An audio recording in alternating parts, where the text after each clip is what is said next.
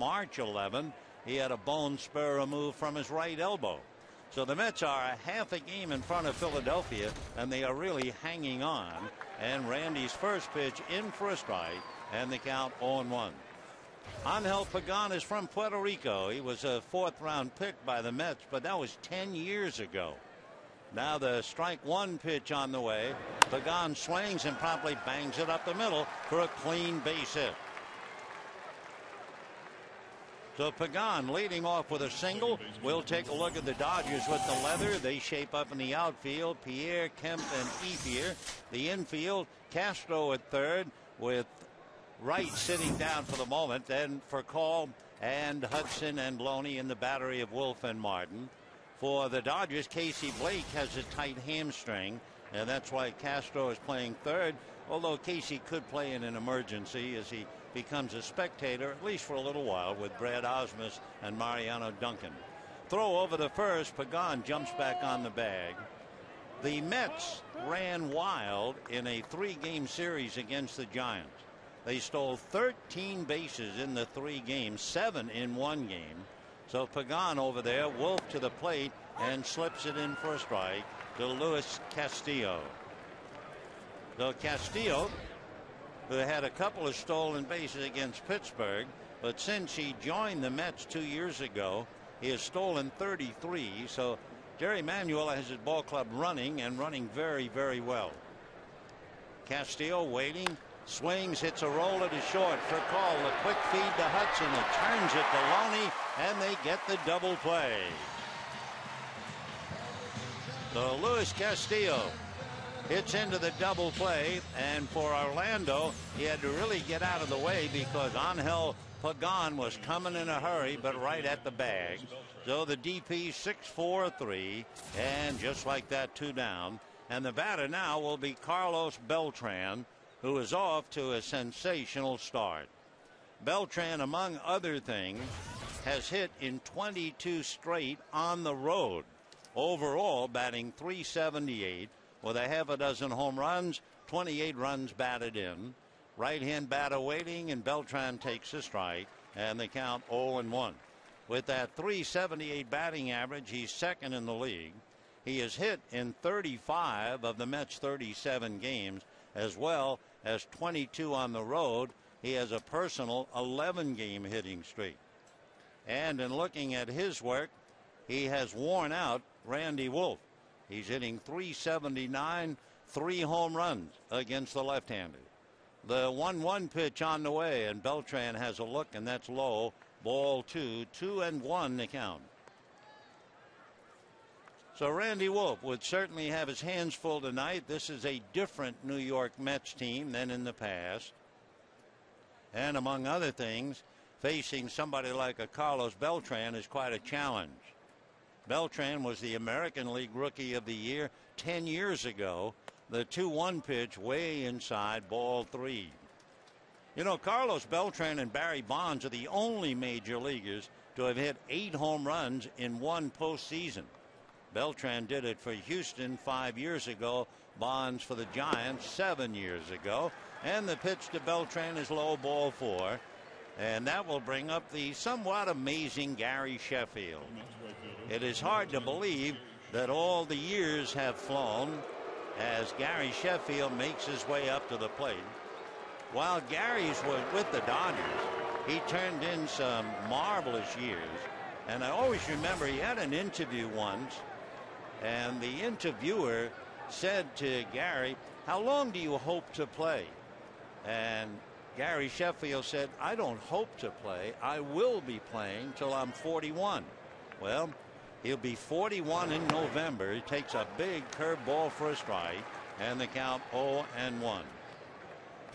Gary's dad was a construction worker on boats. He would dive under the water and fix the bottom of the boats. Tough job for a tough man. The strike one pitch on the way is instead a throw to first, and Beltran jumps back on the bag. Beltran has stolen 6 out of 7. Over the last few years, he led all major leaguers in the success rate of stealing bases. So if he goes, the odds are he's going to steal it, and Randy goes over there again.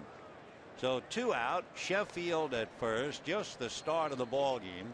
You have a great hitter and you have a great base stealer, and this is the art of major league pitching. Wolf said, another look over, a high kick and a slow curveball in for a strike. Oh, what a beauty in the mid-60s. Gary Sheffield with 1,641 runs batted in, just looks at that big rainbow curve. He's hit plenty of those and straightened them out. The 0-2 pitch coming up to Gary. Randy delivers fastball, punch back to the box. Randy runs over to first, underhands it to Loney, and that's that. So no runs, 1 hit, a walk, double play killed the inning for the Mets, and at the end of half an inning, no.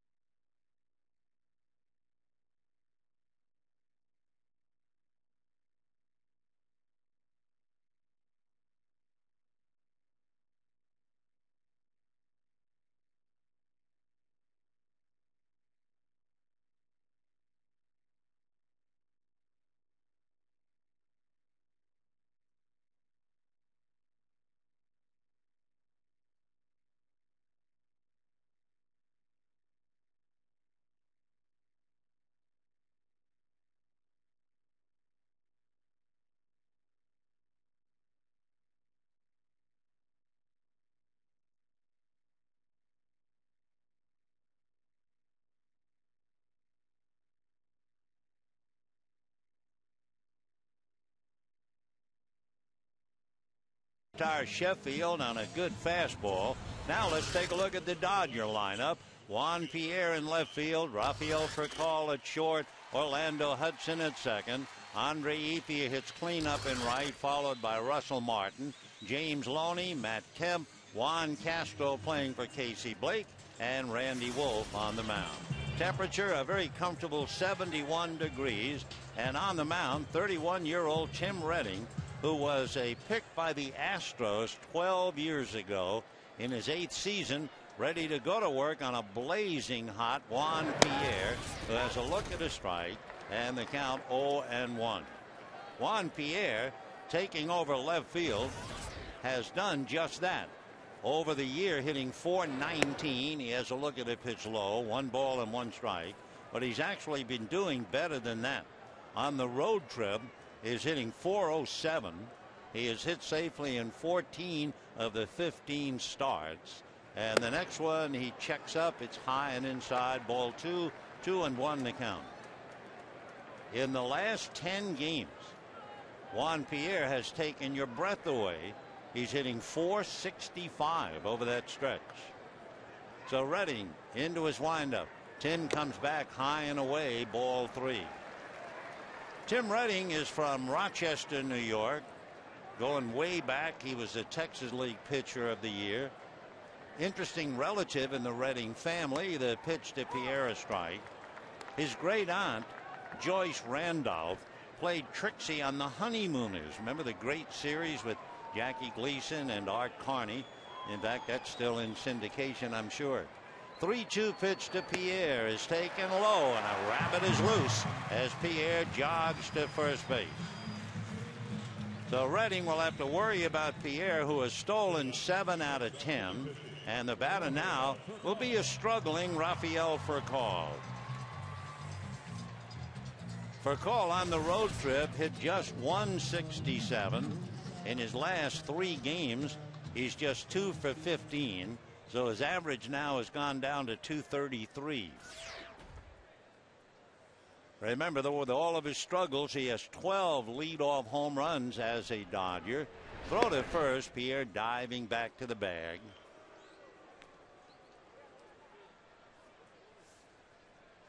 So Redding working very carefully with Pierre trying to distract, hoping he'd make a mistake to Furcall. Big right-hander set at the belt, looks over his left shoulder. A bluff by Pierre, and the pitch is low. 1 ball and no strikes. When Tim Redding was with Washington, he was 10-11, but actually he got off to a great start. And the second half last year, he was 3-8. Throw to first, very close, but Pierre's back. So, of course, the good base runners try to cut it very thin. They want to see the best move that the pitcher has, while at the same time not being picked off. Quite a trip. Redding hands it his sides. Pierre poised off the bag. Now Redding is set. Tim Reddy and his 1-0 pitch. He just taken a while and throws to first, and Pierre diving back. So 1 ball and no strikes to Rafael Furcall.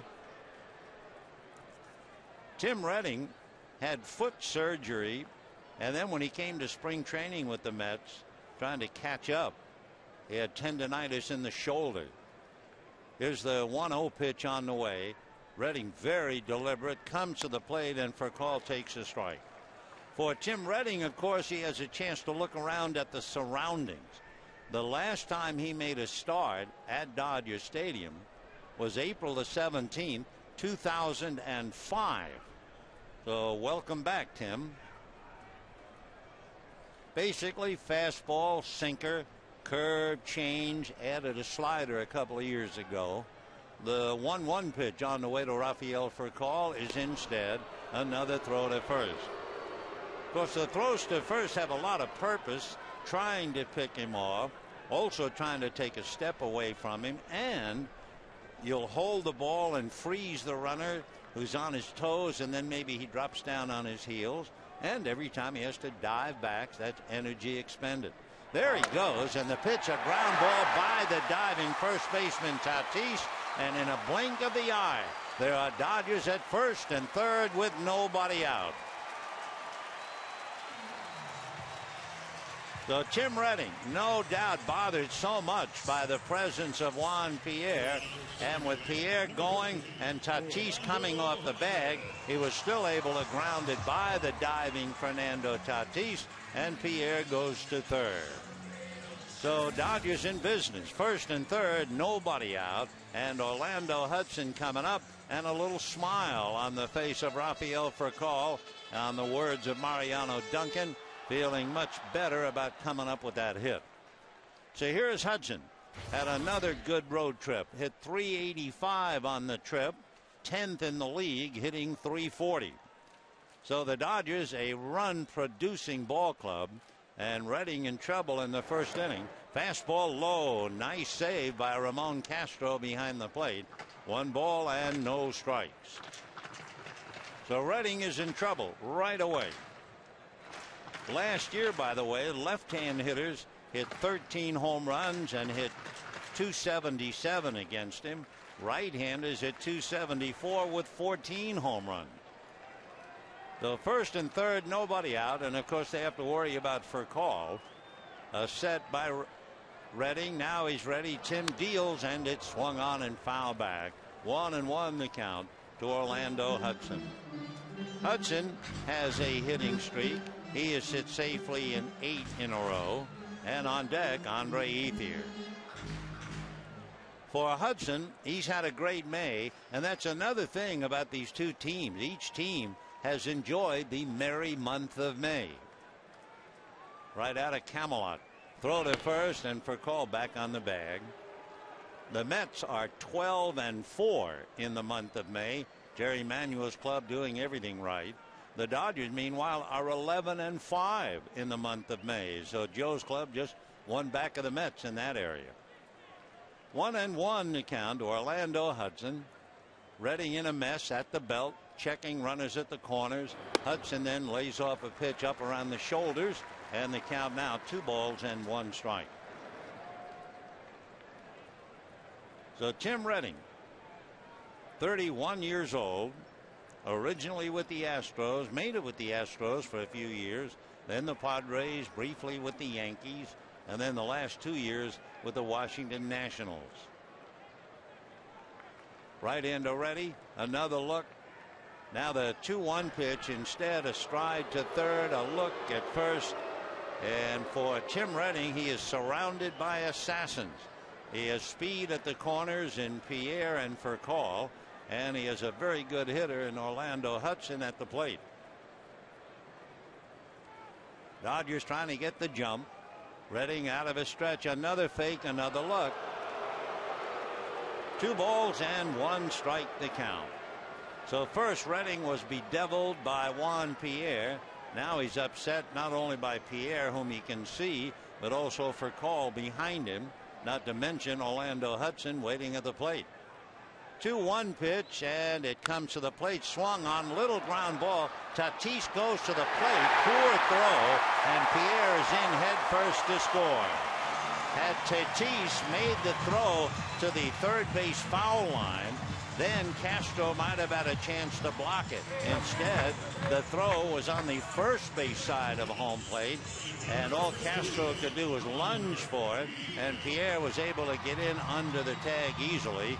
So the Dodgers score 1-0 and makes it look easy. Furcal goes to second, Hudson to first on the fielder's choice, and a run batted in. And the batter now will be Andre Ethier. So the Dodgers, who do so well in the first inning, and so do the Mets. The Dodgers have outscored the opponent 41-14 in the first inning. Fly ball to left field. Angel Pagan is there to make the catch. Tagging to draw the throw, and only that is Rafael Furcal, and so that's the second out. That's another thing to compare these two. The Dodgers do a lot of damage in the first inning. Well, the Mets are 40 runs against 25 for the opposition in the first inning. So these two teams share a lot of the numbers in the National League. Another thing, the Mets come in here with a team batting average of .292, and the Dodgers started the night hitting .289. Dodgers have now scored in the first inning in 28 of their 41 games. How have they done in those 28? Well, they go 20-7. Redding out of his stretch. Tim delivers and hits Martin, though the bases are loaded with 1 out. And Tim Redding is certainly sinking in the water here. On a walk, a single, a fielder's choice for a run. Dan Warthen sweating him out from the Mets dugout. Dan Warthen is the New York Mets pitching coach. That looked like from the rotation on the ball that it was supposed to break, and Martin was staying in waiting for it to break, and instead it nailed him. So the Dodgers have the bases loaded, 1 out, 1 run in the bank, and the batter now is James Loney. Loney had a slam during the regular season a couple of years ago in Colorado, and he also hit one in the division series against the Cubs or Brian Dempster. James takes low, 1 ball and no strikes. So Tim Redding, who came in with a record of 1-3, and the Dodgers trying to punish him again. Loney hit .308 on the road trip. Bases loaded, 1 out, 1-0 Dodgers. Redding comes back, and it's lifted foul off third and out of play. If you joined us a little late, Juan Pierre walked.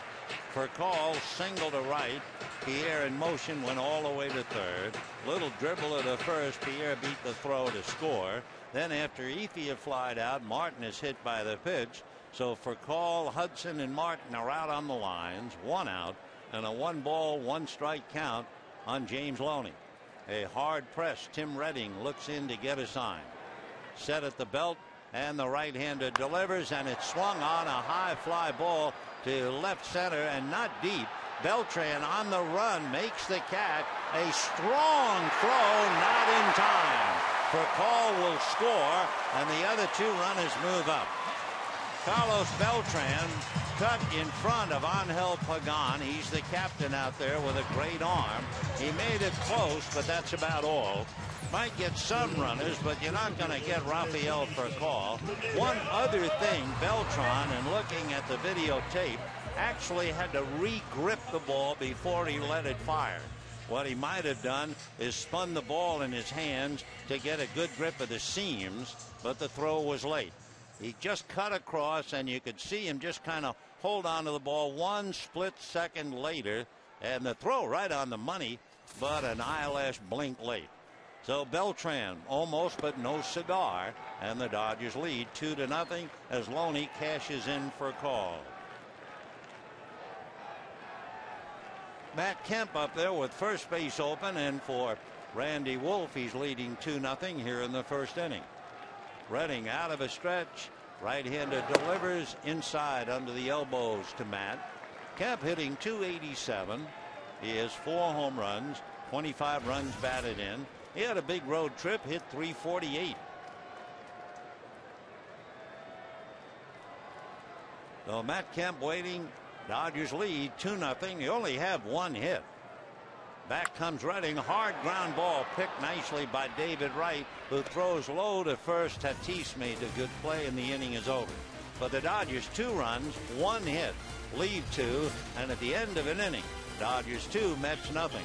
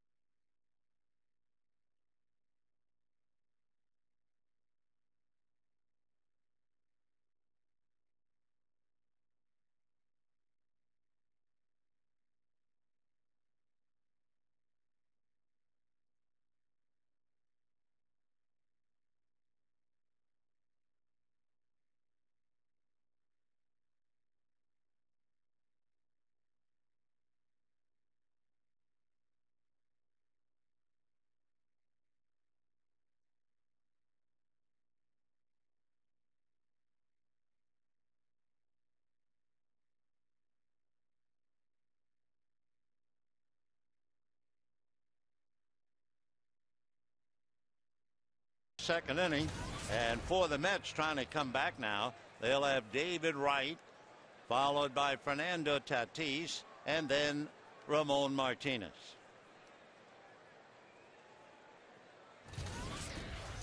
David Wright hitting .352. What a remarkable young ball player he is. He does everything right. 3 home runs, 27 runs batted in, and he'll lead off now against Randy Wolf. Wright hitting only .200 against Randy, and Wolf looks for a sign, goes to the windup, and Randy delivers, snaps a fastball in there for a strike, and the count 0-1. Last year, David Wright hit a cool .382 against left-hand pitching. So the strike 1 pitch on the way, and David takes one off the plate. 1 ball and 1 strike. How are the Mets against left-hand starters? They're 5-2. Wolf into the windup, and the 1-1 pitch on the way is grounded just fair over third down the line. Wright hits the bag and keeps on going. Pierre will get it back to the infield, and so David Wright opens up the second inning and blisters a double. By the way, with all of the different players having a very good month of May, he went down to get a breaking ball that was below the strike zone. David Wright comes into this game hitting .450 in the month of May. And what the Mets are trying to do in the second inning is what they failed to do and do so well in the first. By the way, Randy Wolf came into this game having allowed 8 first inning runs in his first 8 starts. But he got out of it thanks to the double play in the first inning. And here is Fernando Tatis. And if you have any kind of a memory at all, you will link Fernando Tatis and the name Chan Ho Park. April the 23rd, 1999. It seems impossible to read about it and talk about it. Fernando grounds one to Orlando. That moves right over to third. So he gives himself up to move the runner up. Fernando Tatis hit 2 grand slam home runs in 1 inning against Chan Ho Park, April the 23rd, 1999. Fernando was with the St. Louis Cardinals at the time. Can you imagine 2 grand slams in 1 inning? Never happened before, probably never happen again. So this time he moves his man along right at third with 1 out. And former Dodger Ramon Martinez, a big chopper up the middle. That'll get the run in. Percal throws to first. But the Mets now cut the Dodger lead in half. And it is 2-1 Dodgers. And the catcher, Ramon Castro, coming up. So Ramon Martinez, a workmanlike infielder, a veteran who knows exactly what to do, immediately grounding the ball and picking up the run batted in.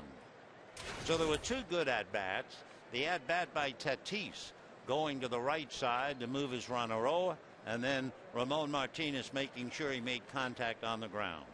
So here is Ramon Castro, big right-hand batter, and he takes a pitch a little high, ball 1. Ramon is from Puerto Rico. His father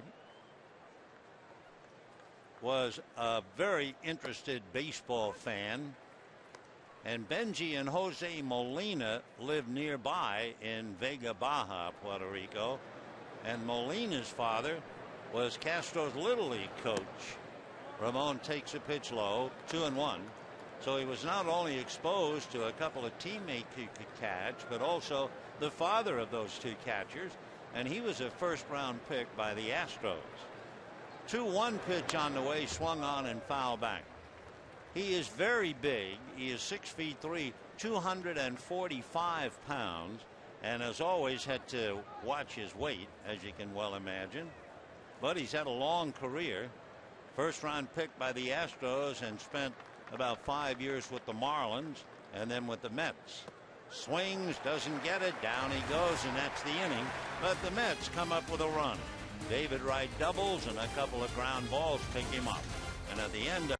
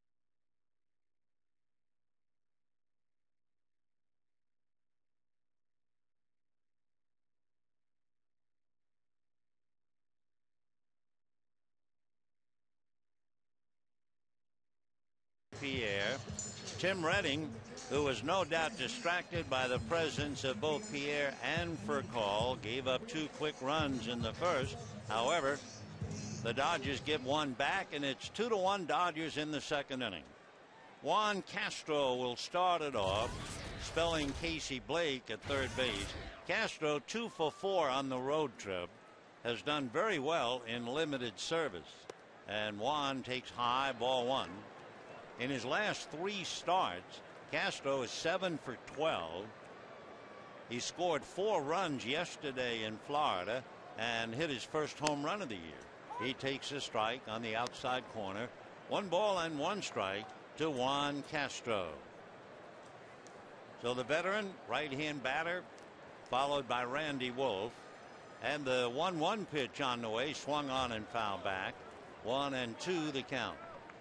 Castro, born in Los Mochis in Mexico, lives over in Glendale. Dodgers signed him 18 years ago, and he started all the trips from Bakersfield, eventually to Albuquerque. First came to the Dodgers in 1995. Takes down and dirty, and it's blocked nicely by Castro. So 2 balls and 2 strikes.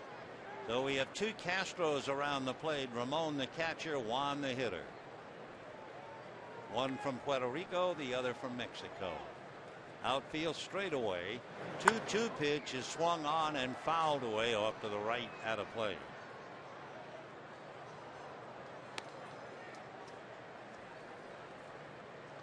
Nice crowd on hand. It was 71 degrees at the start of the game. And we can see our Purple Mountains Majesty off in the distance, though it's nice and clear as well. 2-2 pitch on the way. Castro takes on the outside corner. Slider got him. Strike 3 called. So down goes Castro, and Randy Wolf will be coming up. Randy Wolf, pretty good hitter. And the pitch just catching the outside corner as Castro thought it might have missed. Down he goes. Randy Wolf swings a pretty good bat, hitting 125. That doesn't sound like much, but in about 20 plate appearances, he has only struck out 3 times, and he takes a strike, and the count 0-1. 2-1 in favor of the Dodgers, second inning. Right-hander Redding's fastball is fouled away upstairs off to the left, and the count 0-2. In Randy Wolf's career, he's had 23 doubles, 4 home runs, and 41 runs batted in. So he swings a pretty good bat. 0-2 the count. Redding comes back, and it's fouled off, though Randy is still there.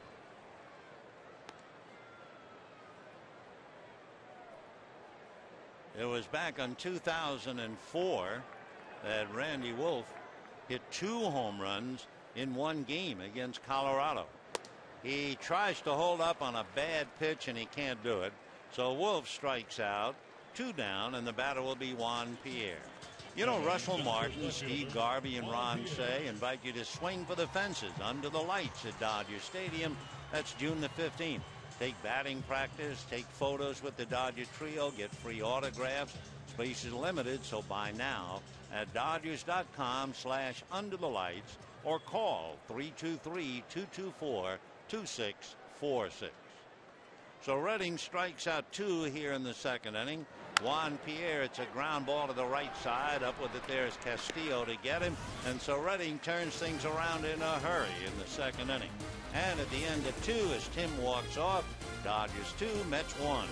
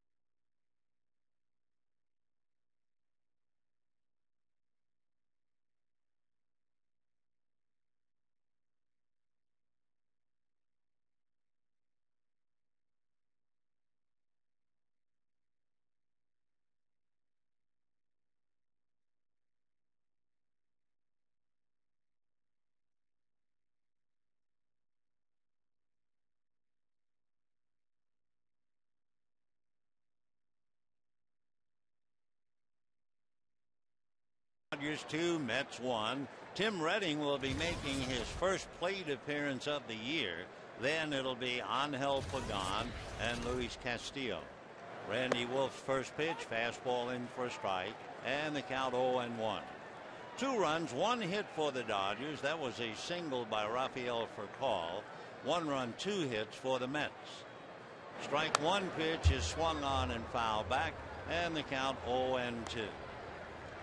The pitching for the series tomorrow night, Chad Billingsley will go up against John Maine, and then maybe Eric Stultz, and Livan Hernandez definitely for New York. Strike 2 pitch on the way, slow breaking ball fouled at the plate. One of those 66-mile-an-hour curveballs, and Redding just did get a little bit of it. In a sense, I think Randy does Redding a favor throwing him that slow curveball. The oldest expression, you never change up on a pitcher unless he is a good hitter. And this is Redding's first at bat. You would figure the fastballs would put him away. We'll see. Strike 2 pitch coming up.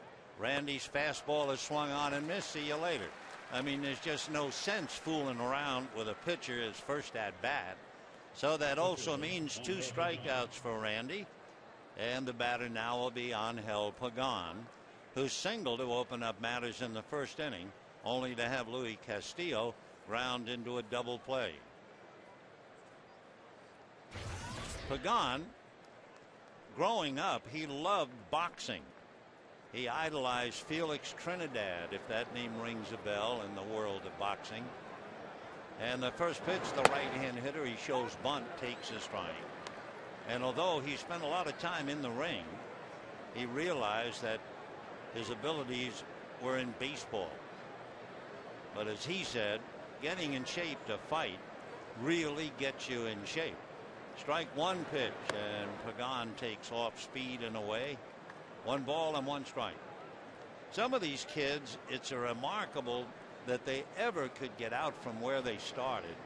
In fact, Angel said his dad used to borrow money in order to buy food for the family. Borrow money. He takes inside, ball 2-1. His mom was a softball player, and she was the coach of his youth team as a little guy. So Angel Pagan, and the 2-1 pitch on the way, and Pagan hits a high bouncer to third. Castro is on it, guns it to Loney, and just like that we have 2 down. Luis Castillo will be coming up. He grounded into a double play to slow things down. They did a survey 2 years ago on Castillo, which tells you a lot about him. They said that throughout the entire year, and he had well over 200 plate appearances, he swung at missed only 5% of any pitch that he swung at. And it was only a total of 45 missed swings. How many times did he strike out that year? 17. The 1-0 pitch is lifted to right field, very playable. Andre Ethier is right there and puts it away. So a nice inning for Randy Wolf. 1, 2, 3. He has retired 6 in a row, and at the end of 2.5 innings, 2-1 Dodgers.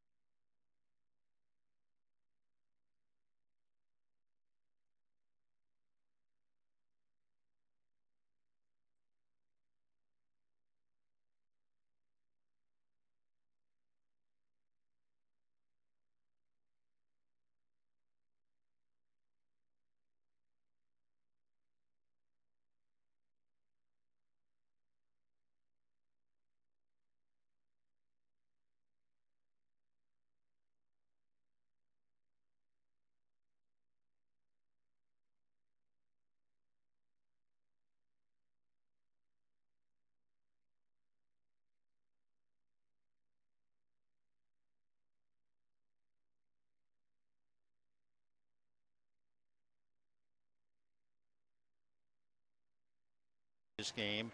With Randy Wolf starting tonight, that means the Dodgers have started 4 consecutive left-handers for the first time since 1986.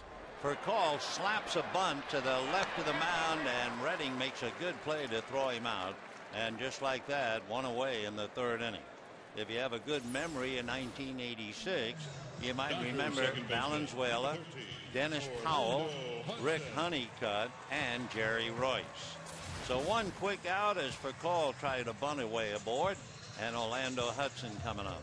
Another thing, in the aftermath of Clayton Kershaw's near no-hitter, you know, the Mets have been in business since 1962, and they've had some remarkable pitchers like Tom Seaver, Nolan Ryan, etc. Orlando Hudson takes ball 1. The New York Mets have never had a no-hitter turned in by a New York Mets pitcher. They might have gone on to pitch a no-hitter for somebody else, but never for the Mets.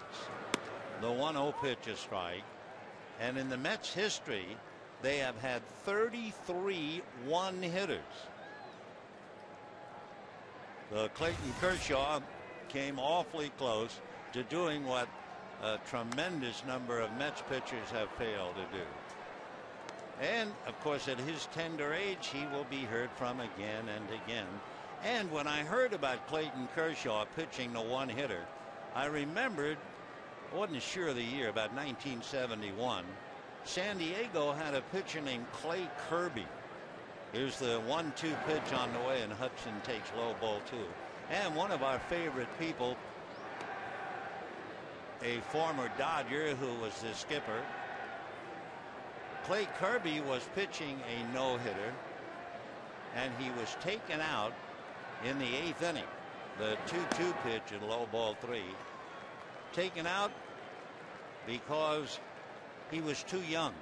His manager thought he was too young to pitch a no-hitter, and he wouldn't allow it.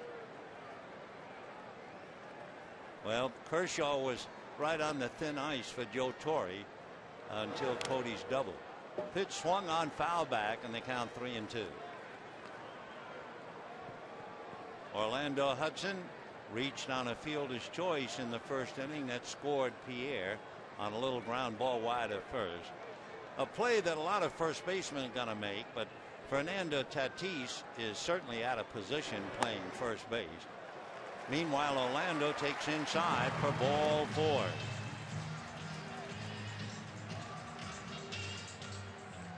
Dodgers right fielder Andre Ethier. So the Dodgers leading 2-1 with only 1 hit. That was the single by Furcal. Now they get a walk to Hudson. In the 1st inning, they had a walk and a hit batter to add to the cause. Ethier, a fly ball to left field in the 1st inning, 0 for 1. Andre hitting .271. Out of his stretch goes Redding, looks over at Hudson, now comes to Ethier, who takes a strike, and the count 0-1. Orlando Hudson is 4 for 4 in stolen bases. You get this kind of a combination, it's a question of whether Torre wants to keep Tatis on the bag or not, or run Hudson. The strike 1 pitch on the way, and that's high and away. 1 ball and 1 strike. Joe may or may not be hanging out a sign to Larry Boa.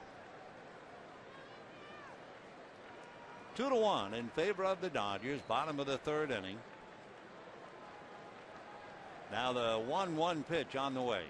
Redding set, looks over his left shoulder at Hudson, still looking. He's not going. Ethier takes way outside. It certainly looked like Redding was very distracted with base runners in the 1st inning. First Pierre and then joined by Furcal. Once he struck out Juan Castro, he was able to breeze through the 2nd inning. But now with a runner on, he has to work very carefully to Ethier. And turns and throws to first.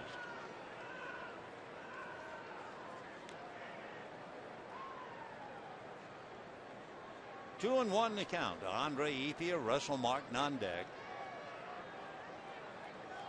Dodgers lead, bottom of the 3rd. So we're really just starting.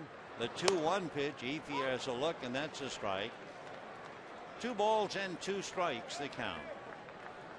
Redding trying to get something going. He retired 6 in a row after hitting Martin. Then he walked Hudson. Dodgers scored 2 in the first.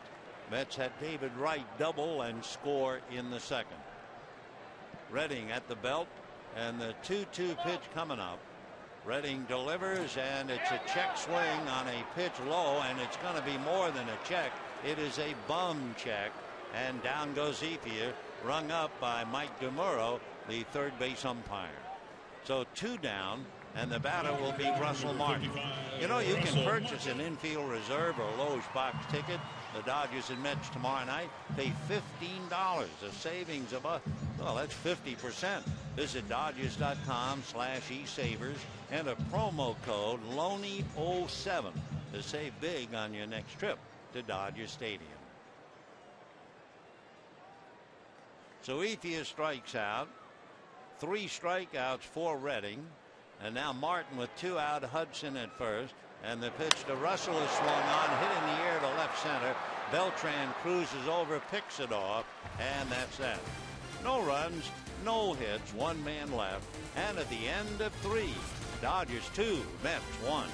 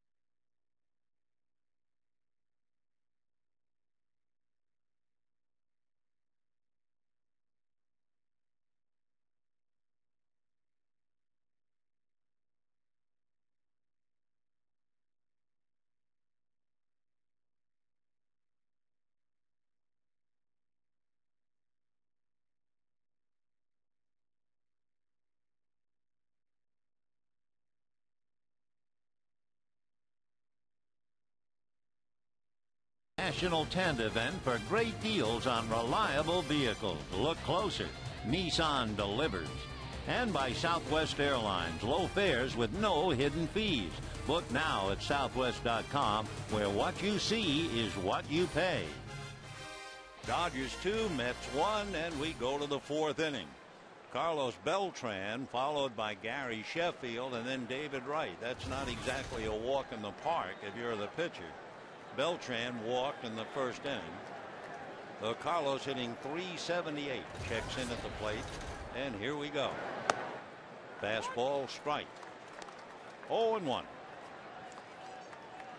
Beltran, superbly talented. It was no secret when he was the Rookie of the Year in the American League 10 years ago.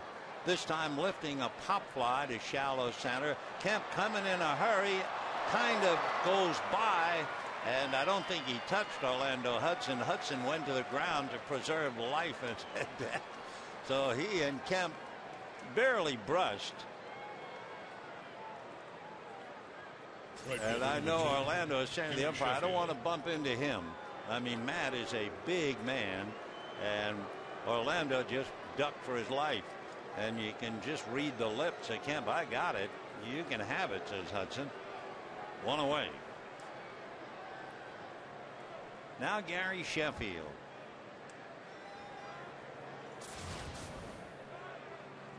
Sheffield wiggling that bat as he has always done. Even at this age, he can still wiggle the bat and catch up to 90-mile-an-hour fastballs. That's remarkable. He's going to be 41. He got to wiggling the bat very early in his career because he was always lunging and rushing and hitting off his front foot. So he had to come up with something to slow himself down, and the wiggle. 3-0 the count at Sheffield. Gary, of course, has had a remarkable career. He played in the Little League World Series and in the Major League World Series twice. He has 2 rings.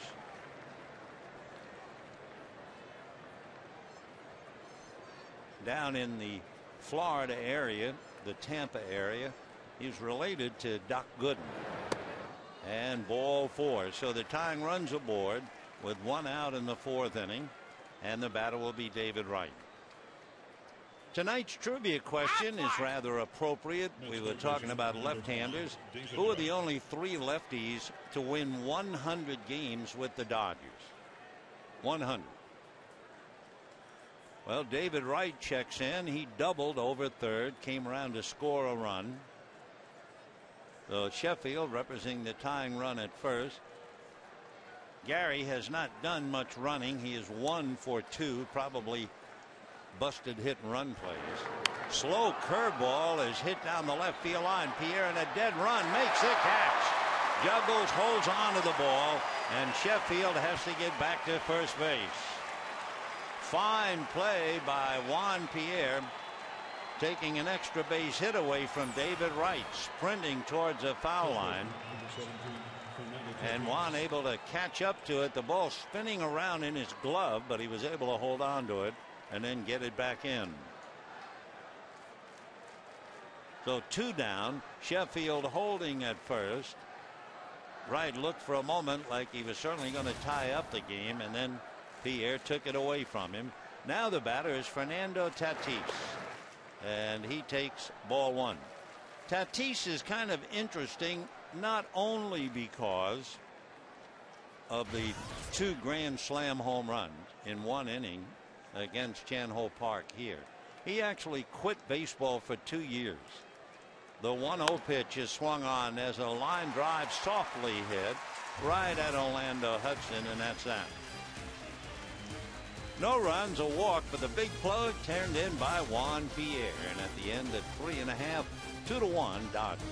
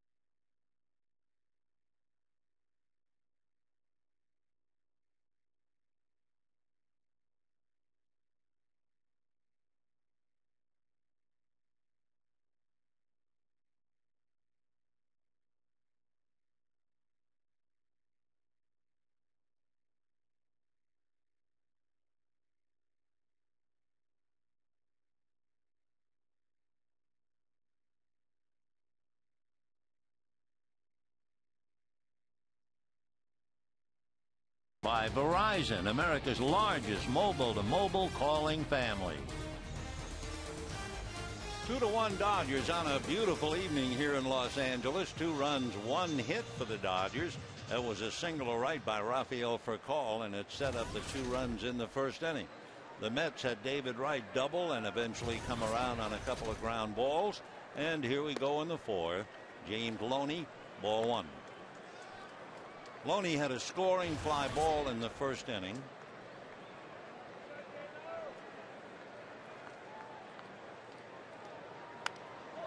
Fouled away upstairs off to the left. 1 ball and 1 strike. Tomorrow night, Chad Billingsley and John Maine, and maybe Eric Stultz. We haven't got confirmation yet. He has a sore thumb. Definitely Livan Hernandez. Earlier we were mentioning the fact that Randy Wolf is the 4th consecutive left-hand starter for the Dodgers. Ground ball to Ramon Martinez, 1 away. There was a time when the Dodgers had 5 consecutive starts by left-handers. And remember, the trivia question had to do with 3 left-hand Dodger pitchers to each win 100 games. You know who they are? Well, I'm sure one comes to mind, Sandy Koufax, and another Claude Osteen, and the third Fernando Valenzuela. And Fernando here analyzing the ball game for our friends Jaime Jarrín and Pepe Iniguez. 1 ball and no strikes to Matt Kemp. Yeah, the Dodgers once had 5 consecutive left-handed starters, but you have to go back to June of 1965. The pitchers were Sandy Koufax, Claude Osteen, Johnny Padres, Nick Wilhite, and then Koufax pitching the first game of a doubleheader.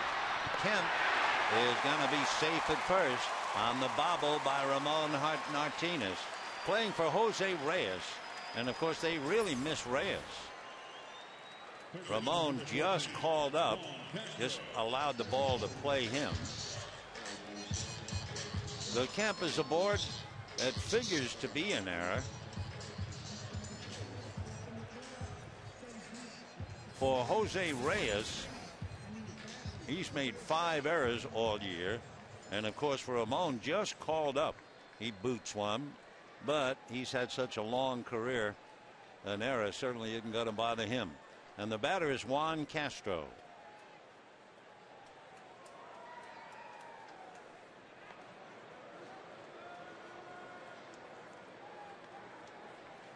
Matt Kemp over there at first base runs very well, as you know, and he runs very successfully. He has stolen 8 out of 10. Of course, you're down to the bottom of the lineup with 1 out. Hard, just foul ball. Just foul. 0-1.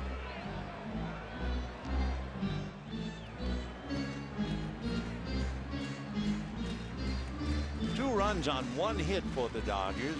1 run, 2 hits for the Mets. There by Ramon Martinez. And the Dodgers trying to make something out of that.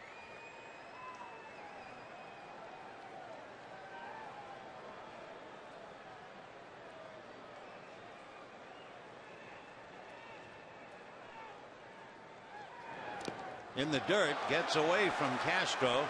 It hit him on the foot, so the big catcher has to limp going over. So on what we assume is a wild pitch, combined with the error, and the Dodgers have a runner at second with 1 out. Here it goes, and he's going to try and backhand it, and it got him just inside the right foot, around the ankle or below. All of a sudden, I'm thinking of an old line. There was a comedian named Fred Allen many years ago, and he was explaining the job of a vice president of a network. And he said the vice president's job is to come in the morning, find a molehill on his desk, and then for the rest of the day make a mountain out of it. It looks like that's what the Dodgers are trying to do. That's fouled away. They got a molehill of a walk and a single in the first inning and parlayed that into 2 runs. Now here they are in the 4th, an error and a wild pitch, and they have a runner at second with 1 out against Tim Redding.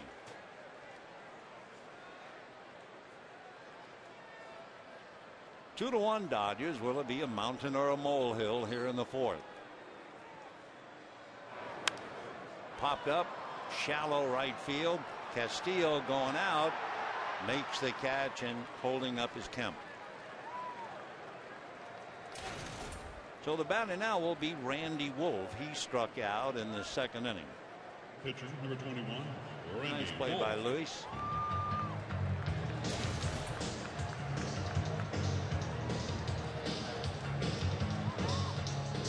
So Randy trying to help his own cause.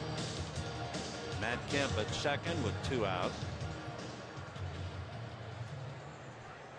Redding certainly has done a good job settling down after the first inning when he appeared to be a bit skitterish with Pierre and Furcal on the bases, and whoops, Kemp starts to go and then goes back. No one covering the bag, so Castro couldn't have thrown back there anyway. 1 ball and no strikes. It happened during the last homestand. There is an expression they always say in baseball: you never make the third out at third base.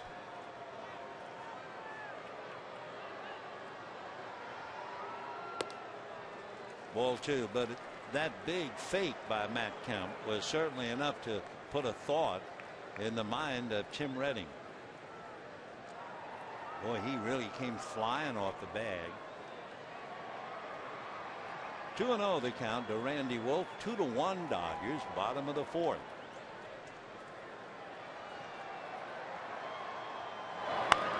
Little ground ball wide at third. David Wright makes the play.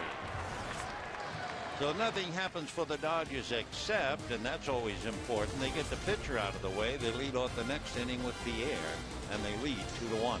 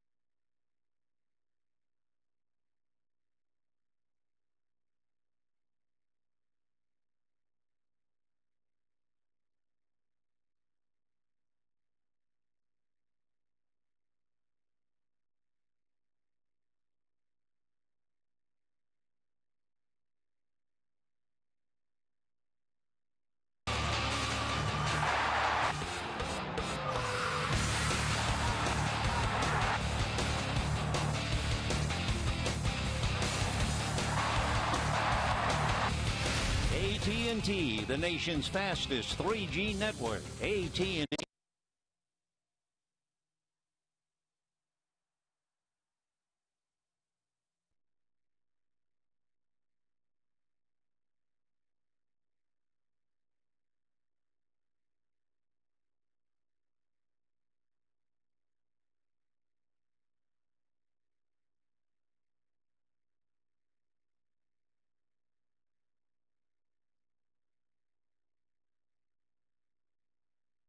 To the 5th inning, faces in the stands, mommy feeding daughter.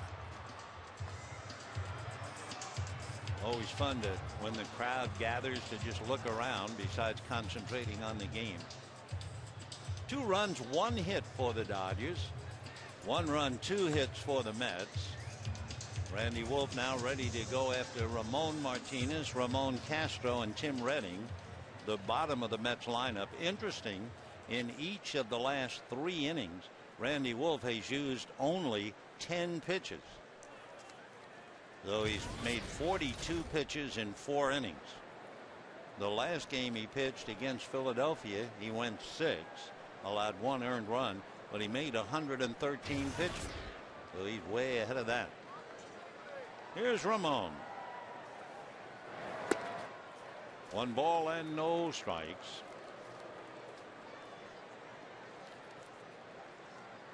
Well, I hope Jose Reyes is healthy enough to play. No knock on Ramon, but Reyes is really something. A young man who has already stolen 301 bases in his young career, and he's only, well, he's going to be 26.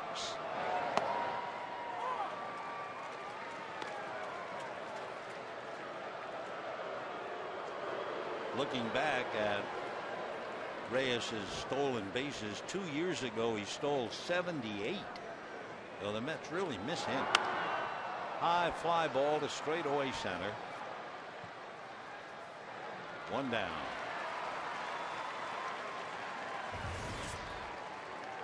Catcher, number 11.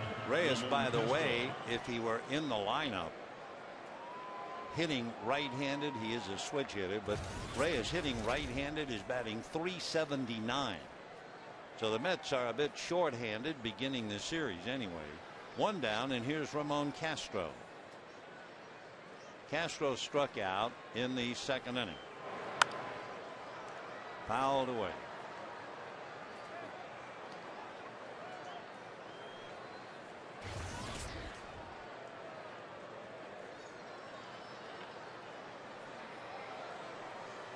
Dodgers scored 2 in the first. Mets came back with 1 in the second.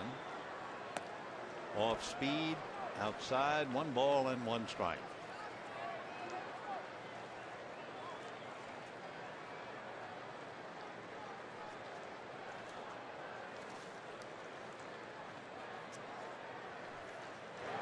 Off speed again.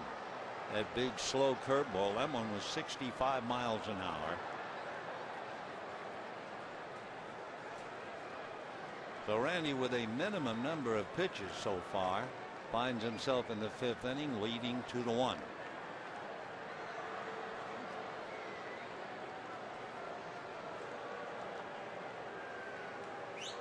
Fastball, foul ball. Russell Martin.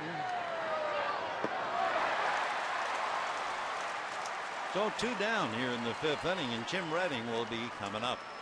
Say, you know, you can collect the first bobblehead of the season Wednesday night, the Dodgers and the Mets, and the first 50,000 fans in attendance receive a Casey Blake bobblehead, compliments of Carl's Jr.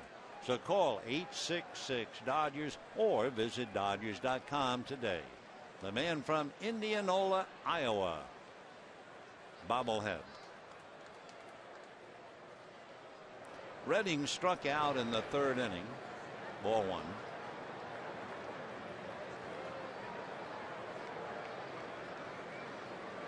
The Mets came in with a record of 21-16.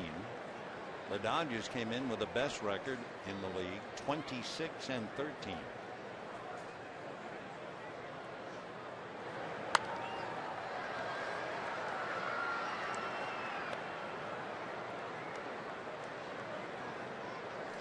The Mets are 10-8 in the East, 7-5 in the Central, and 4-3 against the West. That's going right down the line, but Andre's going to run out of real estate. So it's still 1-2 the count.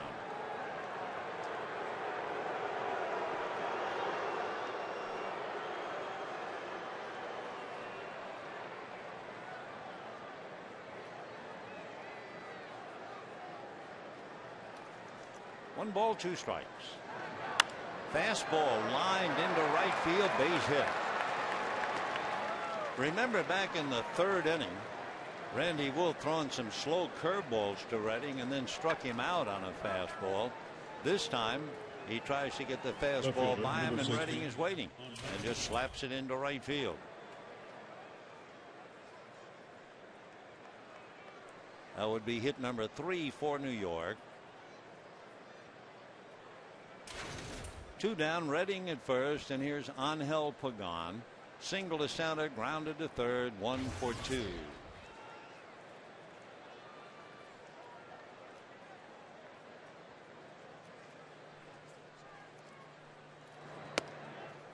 Gets out in front of him with a good fastball for a strike. 0-1.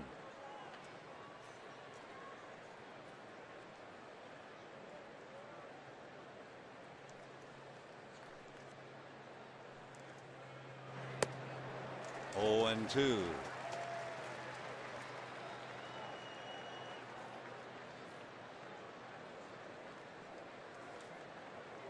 Pagan listed as a switch hitter, but he is far more natural swinging right-handed.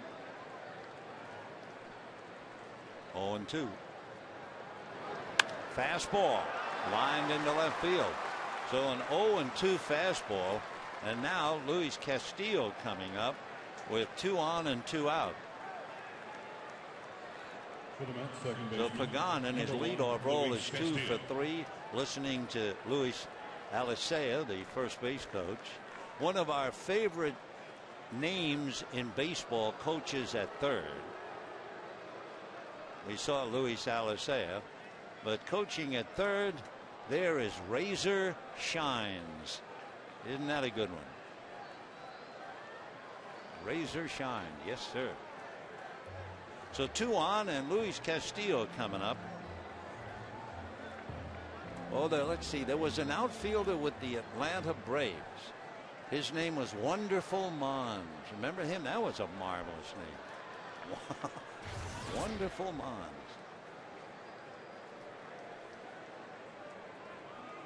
2 on, 2 out. 2-1 Dodgers, 5th inning.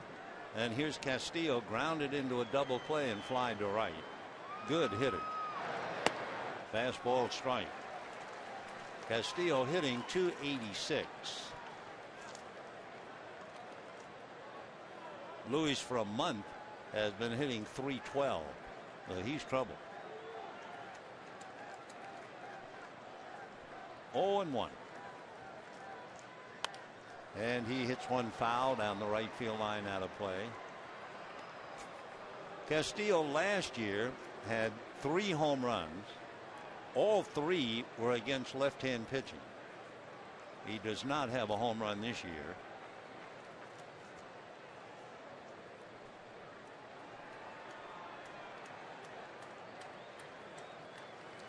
Castillo in November of '07 signed a 4-year deal with the Mets. Another fastball, and Castillo has to fight that one off.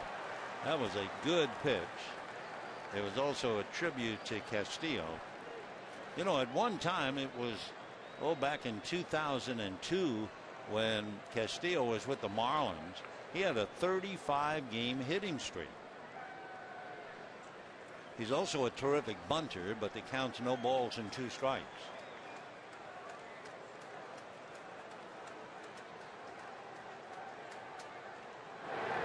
Breaking ball, unintentionally fouled. I think it was just a check swing. He had a quick check with a plate umpire to see whether that was a strike or not. So Redding is at second. Pagan at first. 2 out, 5th inning. Dodgers lead 2-1.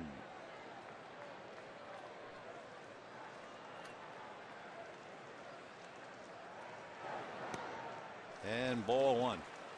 When Castillo had his hitting game streak broken at 35, he blamed the Marlins strength coach, because the strength coach used to work him out every day before the game, and that particular day the strength coach did not show up. Castillo played, went 0 for 4, and was furious at the strength coach, who happened to be Dale Torborg, the son of former Dodger catcher Jeff Torborg. And they said that Castillo wouldn't talk to him for quite a while. He was so angry.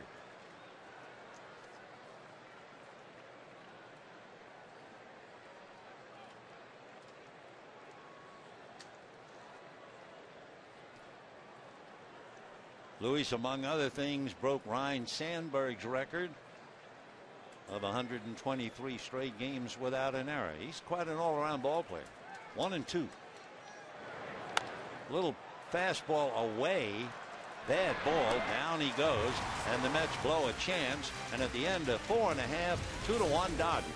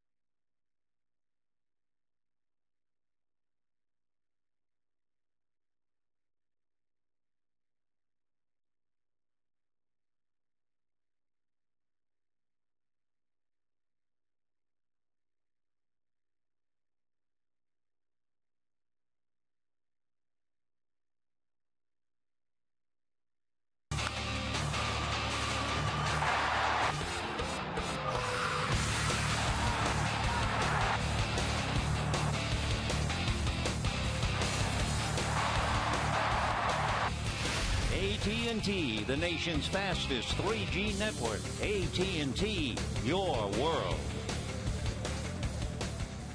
Bottom of the fifth inning, Dodgers 2, Mets 1. Interesting to look back at that last inning, the top of the fifth inning. Remember, Ramon Martinez flied to center and Ramon Castro fouled out. At that juncture, Wolf had made only 8 pitches.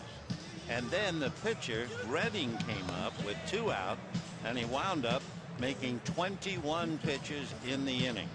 So Redding not only got a base hit on the fastball to right field, it started Wolf working harder, and we'll see how much of an effect that has with him as the game continues. Wolf has now made 63 pitches. The error by Ramon Martinez in the 4th inning didn't mean much at first glance, but what it meant was that Wolf could come up and make out, so the Dodgers start the inning clean as a whistle with Juan Pierre. And a strike. Pierre walked, came around to score a run, grounded out last time.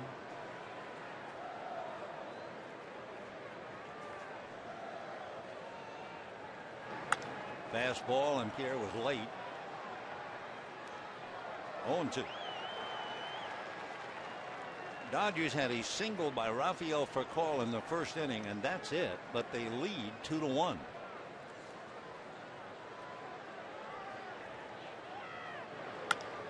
Fly ball to left field, very shallow is Angel Pagan. 1 away.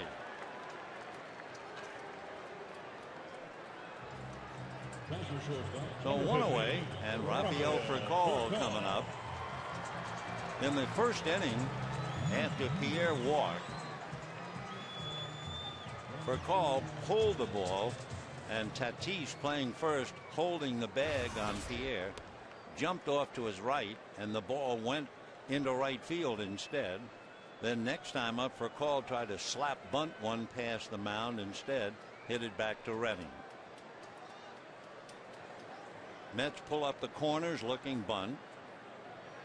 Furcal hitting .237. Strike. Showed bunt that had David Wright on the move.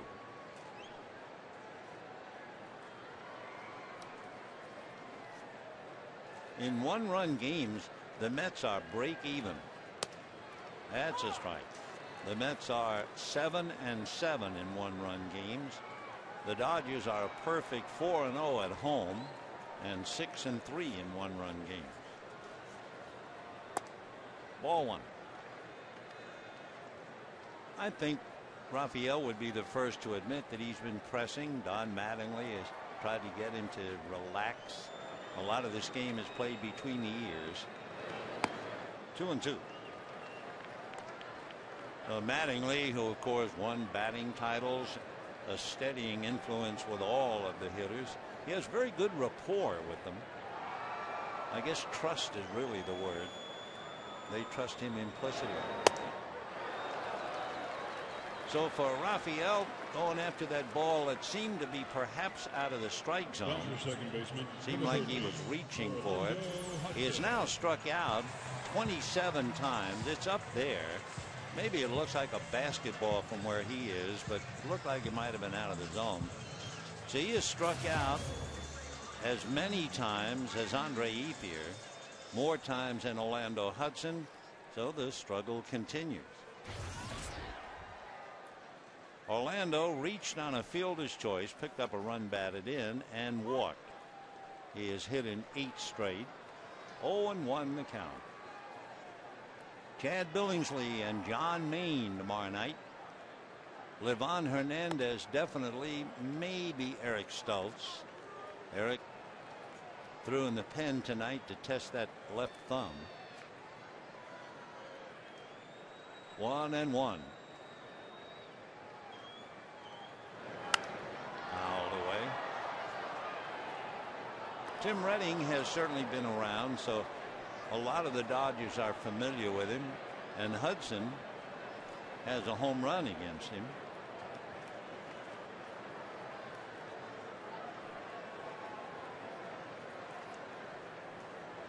One and 2. And a little flare. Castillo can't hit it. Orlando almost fell down when he hit the bag. He wasn't going to go to second anyway, but he almost hit the dirt. All-out effort by Castillo to none avail. So for Orlando, he's now hit safely in 9 in a row. That close.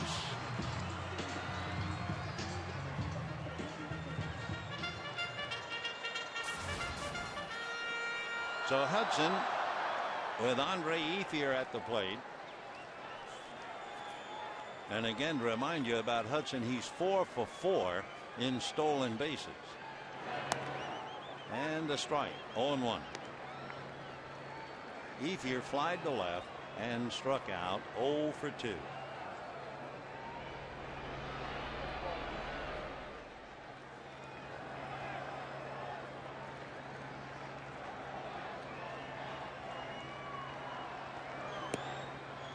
One ball and one strike.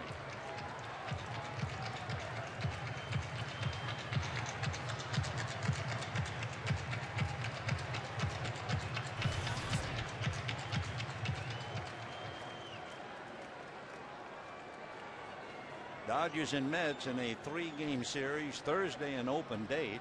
Then the Angels will be here on the weekend.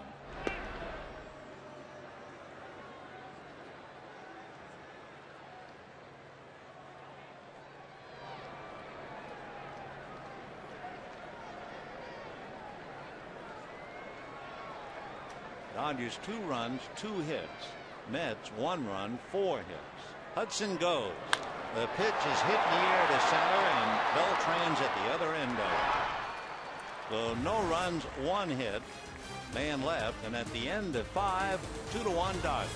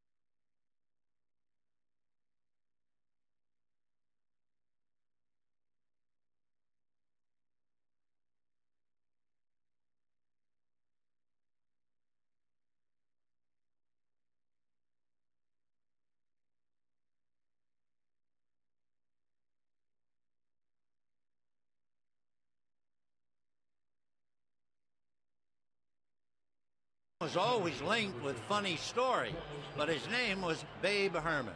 And Babe Herman on this day in 1931 hit for the cycle. But not only that, it was the 3rd time in his career he hit for the cycle. Nothing funny about that. Let's go back to this one.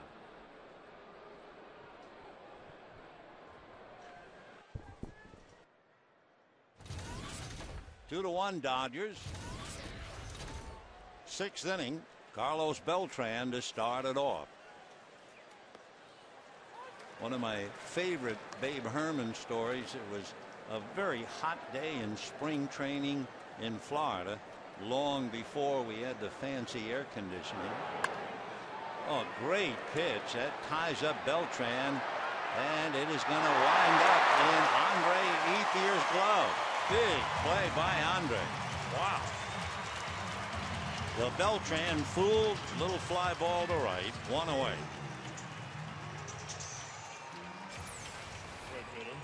Take another look. That big slow pitch. He tried to time it and lifts it into shallow right. And now Gary Sheffield, after a diving look at that catch by Andre. Hudson again getting out of the way. Fine play, one away.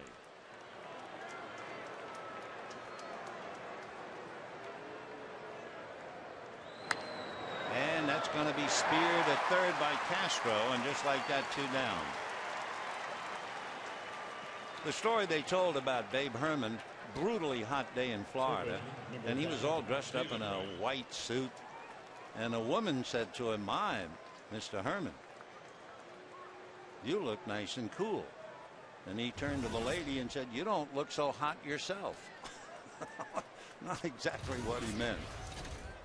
Well, here's David Wright, double, scored a run, and then robbed of an extra base hit that might have scored the tying run on that running catch by Juan Pierre in left field.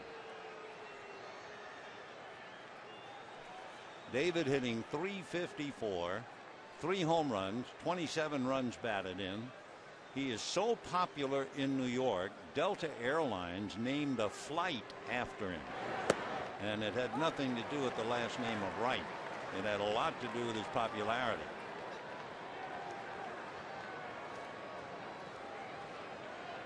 Two to 1 Dodgers, 6th inning.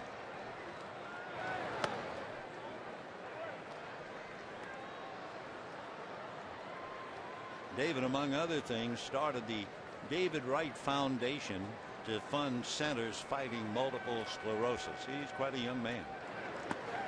Right, 1-1.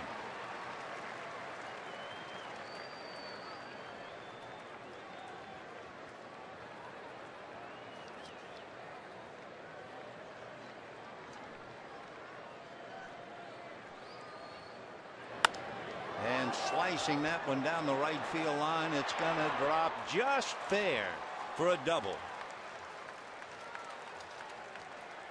So the tying run is at second base, and Fernando Tatis coming up. Tatis has grounded out and lined out. Take another look. Fastball away, and he just went with it.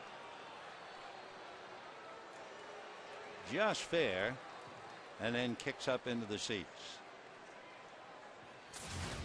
Fernando Tatis, we alluded to the fact, a very interesting story. He gave up baseball for a couple of years,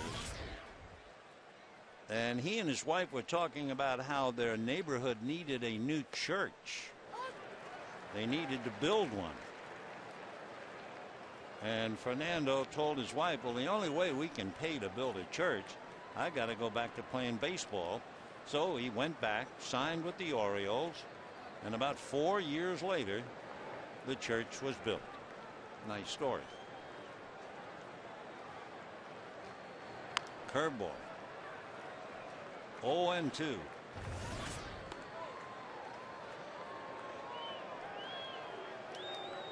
Tatis' dad was a minor league third baseman in the Houston Astro organization, and even managed in the Houston system. He was drafted by the Rangers.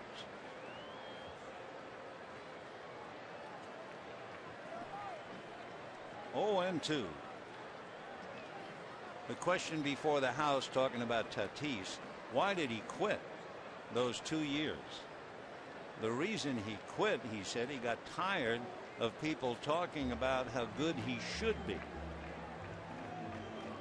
That 1999 year, he had 34 home runs, 107 RBIs, and he never came close to doing that again, and it just wore him out.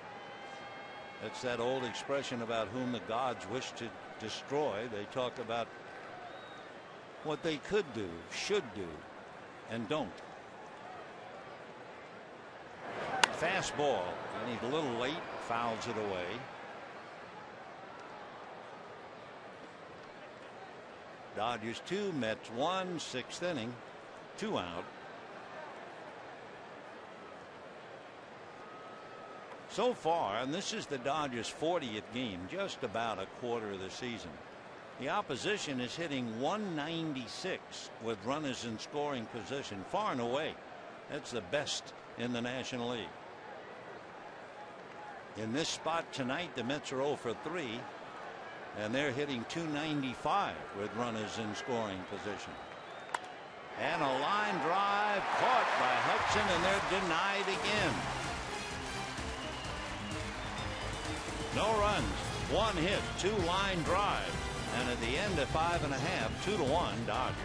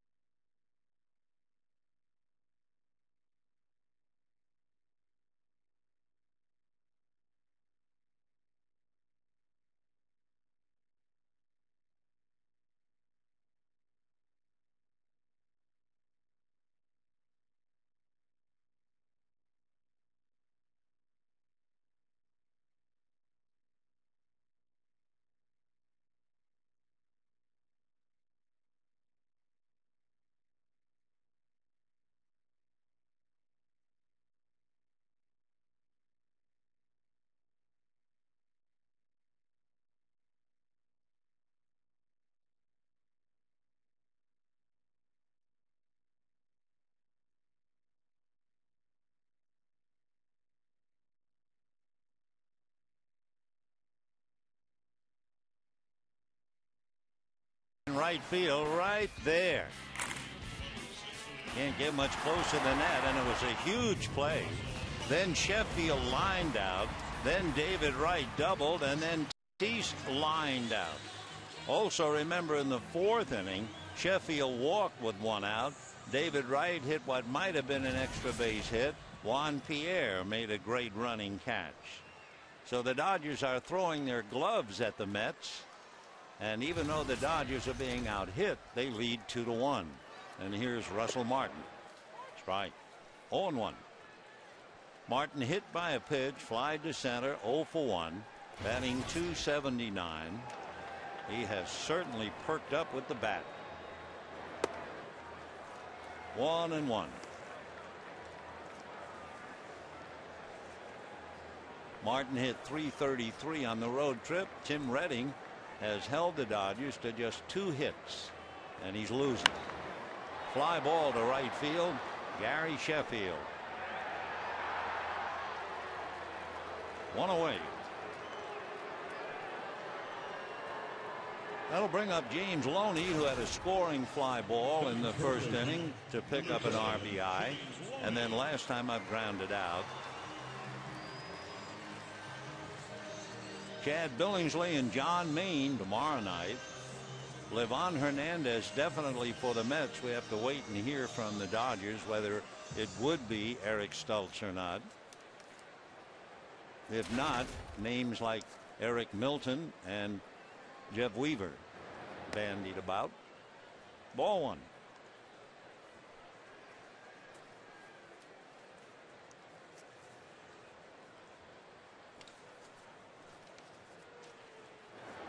Show you the kind of a game that Redding is pitching. The Dodgers have recorded at least 11 hits in 7 of their last 8 games, and they have 2 hits tonight. Fastball, 3-0. For Jerry Manuel, looking ahead, he realizes Redding is due up 3rd when the Mets hit in the 7th inning. And that's ball 4. As far as Redding's pitch count is concerned, that would be another consideration. There's Danny Warthen alongside of the skipper, Jerry Manuel. Danny with his hands on the railing. He was the Dodgers bullpen coach in 2006 and 2007. Great guy. We wish him well wherever he is, and it's good to have him back here, even to just see him. Redding has now made 82 pitches. And ball one. So they will watch him very, very carefully. Another thing I would think, Jerry Manuel would not hesitate to go to his bullpen. His bullpen's earned run average is 3. That's #1 in the National League. But like so many managers, he wants Redding to get through this inning so he can hit for him. 1-1. So the horns of the dilemma. Every manager goes through it. 1 ball and 1 strike.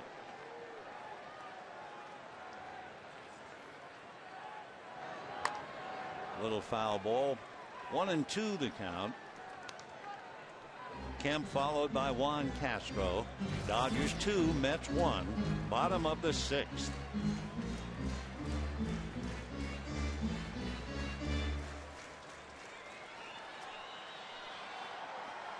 Meanwhile, Orlando Hudson no doubt telling Juan Pierre, I've been ducking running outfielders. Matt Kemp on one side, Andre Ethier on the other. High fly ball, but playable. Sheffield is looking to the captain, and that's Beltran. 2 down. You know, this Sunday, head to the beach, Bleacher Beach at Dodger Stadium, the latest all-inclusive section in Dodger Town. You'll enjoy all-you-can-eat barbecue, a Dodger beach bag, an oceanfront experience, with a bird's-eye view of the game. The beach opens Sunday, May 24th, with the Angels. To purchase tickets, visit Dodgers.com/beach or call 866-DODGERS. And here is Castro, struck out and popped up. There goes the runner. The throw is high, and Loney gets underneath the tag.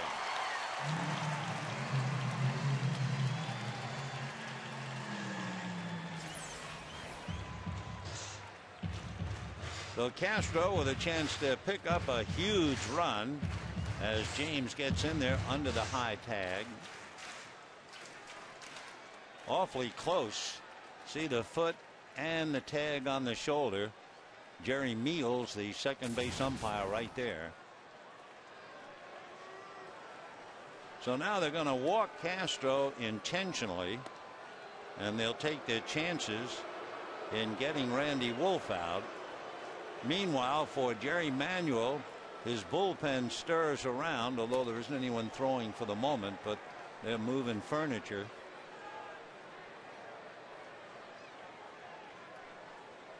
Dodgers 2 runs, 2 hits. Mets 1 run, 5 hits. So this is a big at bat for Randy Wolf, and it's a very, very big moment for Tim Redding and the Mets. Remember, the Mets came into this game a half a game in front of the Philadelphia Phillies. The Dodgers came into this game 6 games in front of San Francisco. 2 on, 2 out. And here's Randy Wolf. Randy has 3 runs batted in this year, and as we mentioned a couple of times, he's a pretty good hitting pitcher. 0-1.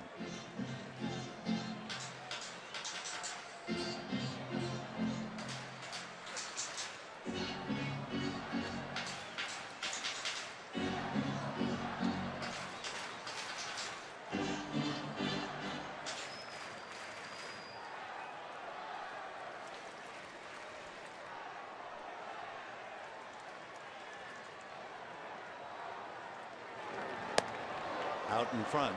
0-2. Pretty good changeup, and Randy was swinging at what he thought was going to be a fastball. 0-2.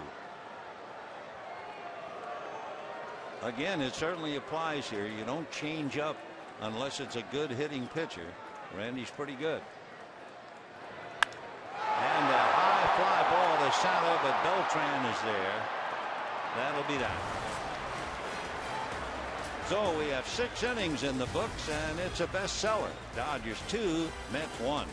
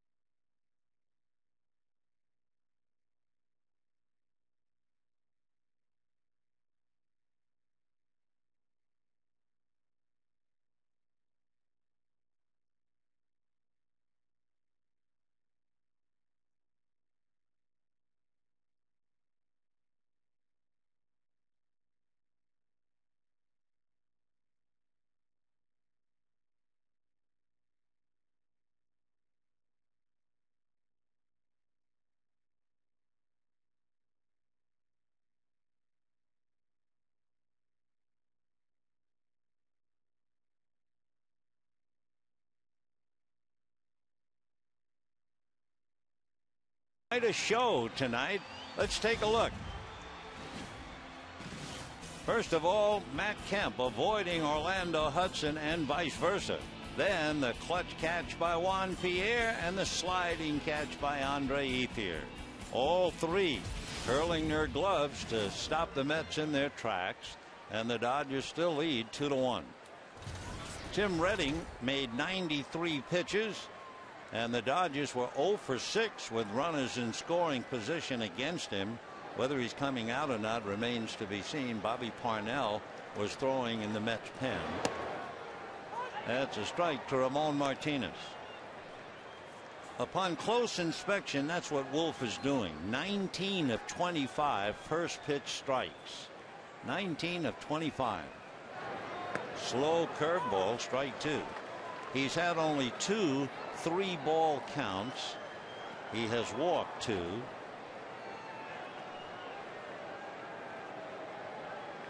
Early, the first 5 outs were on the ground. Now the balls are being hit in the air. So far, they're being caught.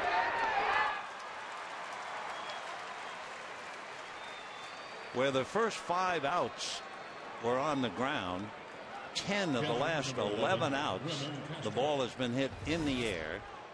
But with runners in scoring position, the Mets are 0 for 4. So you can see what kind of clutch hitting we have tonight. The Dodgers 0 for 6, the Mets 0 for 4, and the Dodgers lead 2-1.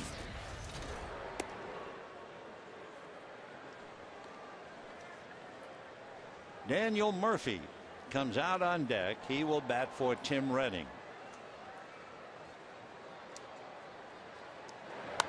Fastball. Randy staying right around 88 to 89. There's Daniel Murphy out of the University of Jacksonville.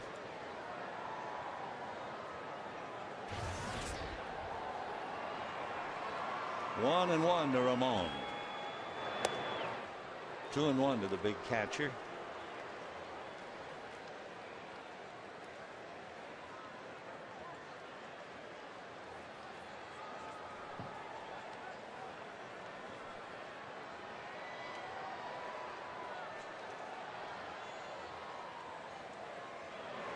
Fastball fouled away.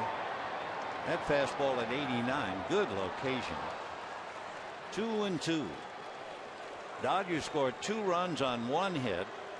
They had a walk and a hit batter to help. And after that first inning, Redding really settled down nicely. He allowed the Dodgers just 1 other hit. Ground foul. But if you're with us, the Mets have hit the ball hard. Line drives at some Dodgers, and of course the 3 outfielders have each contributed defensively. Andre Ethier, Matt Kemp, and Juan Pierre. 2-2. Breaking ball. 3-2. That big slow curve. Where Randy made a lot of pitches in 6 innings last time out. He was in the 70s the last time we checked, and he's in the 7th inning. 3-2. Little ground ball for Cole. Gets a nice hop, and the big catcher, and Raphael almost threw it away. Good save by James Loney. So Daniel Murphy coming up. Here are the starters and the earned run average. Dodgers, then the Angels right there, and then the Pirates. That might come as a surprise. And of course, remember, the Angels will be here on the weekend. And look at the Dodgers in the month of May. 2.4. Chad Billingsley sitting just to the left of Mariano Duncan. He'll be on the mound tomorrow night against John Maine. So Daniel Murphy, 0-1 the count. Murph, 24 years old, 13th round pick by the Mets out of Jacksonville U. When he saw Carlos Delgado do something, he decided to do the same. He bought a notebook at a pharmacy and began recording his at-bats. He was so impressed by Delgado.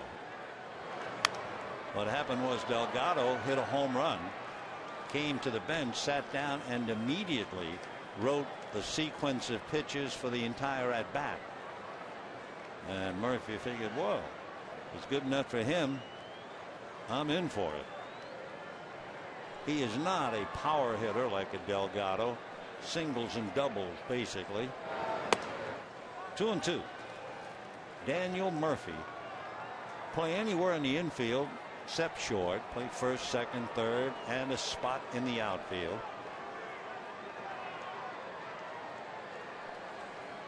Two and 2. 3-2.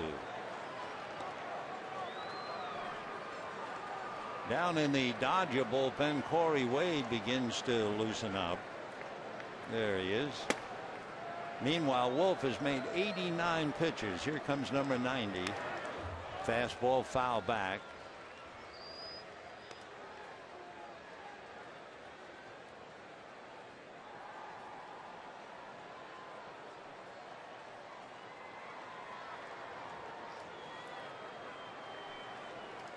Three and 2. Curveball whacked to right. Ethier is there. So down go the Mets, and at the end of 6.5 innings, the Dodgers lead the Mets 2-1. Tough night for Tim Redding, and the crowd will now be asked to stand for the singing of God Bless America. Bless America. Tonight we welcome back Jewel Sanchez.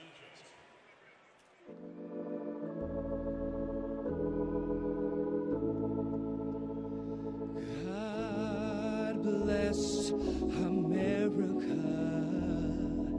land that I love.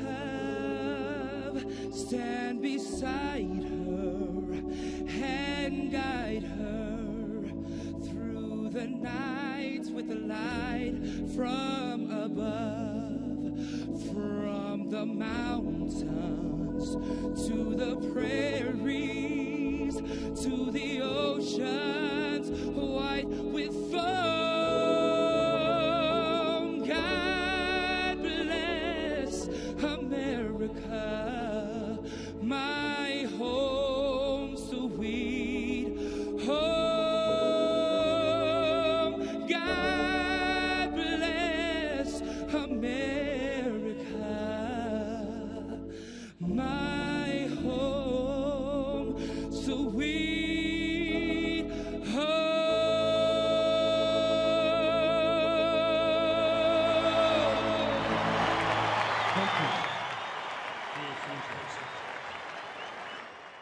Ladies and gentlemen, it's now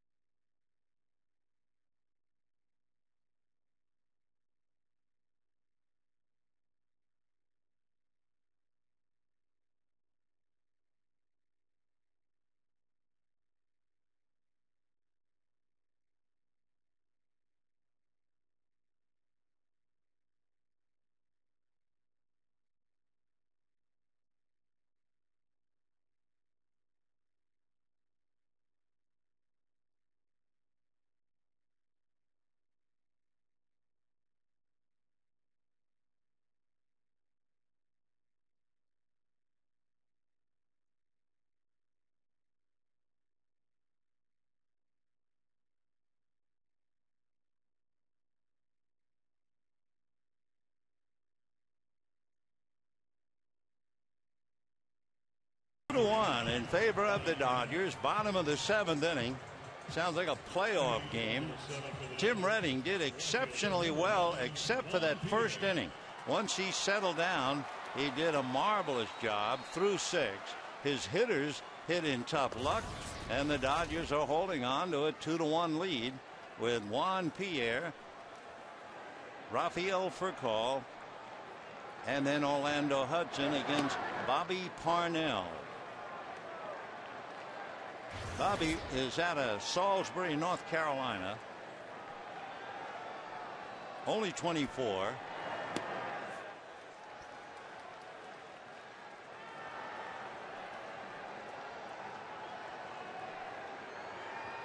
One thing for Parnell, his background, he was a goalie on the high school soccer team for 4 years. A drive to center, but Beltran is there. One away. Not only was Bobby Parnell the goalie for the soccer team, he was free safety on the football team, as well as an outstanding baseball player. Attended Charles University and majored in criminal justice. Of course, when you hear the name Parnell, if you are old enough, you would immediately think of the Boston Red Sox. Mel Parnell, who was an outstanding pitcher years ago. No relation. So Bobby has one out. Here's Rafael Furcal. Ball 1. When the Mets come up in the 8th inning, it's the top of the order. Pagan, Castillo, and Beltran. Fastball hit through for a base hit. So Furcal, 2 for 4, and that has to really cheer him up. For the Dodgers, second baseman, Orlando Hudson. For the Dodgers, that's only their 3rd hit tonight. So Rafael at first, Orlando Hudson coming up. Furcal has stolen 3 out of 5.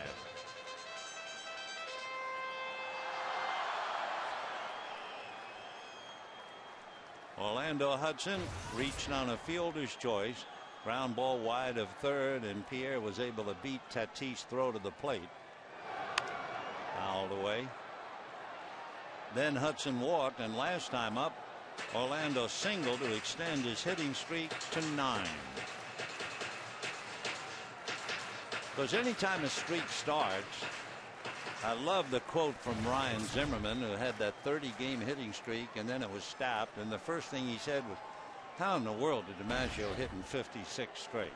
How in the world could he have done it? Foul ball. 0-2.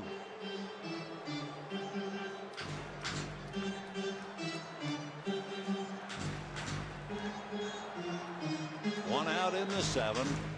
Dodgers 2, Mets 1.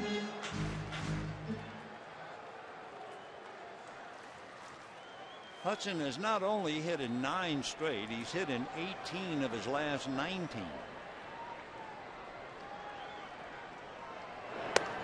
Fastball just missed. And he hit 94 on the gun. He hurried that thing to the plate. Bobby Parnell. He is 2-0 with an earned run average of 2 in his 20th game. Strikeout to walks, a little bit better than 2-1 the right way.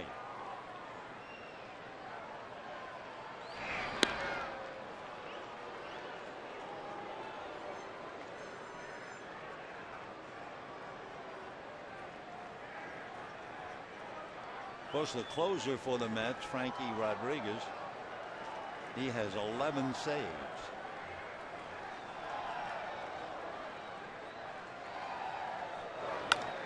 Line drive going foul. Orlando is still there.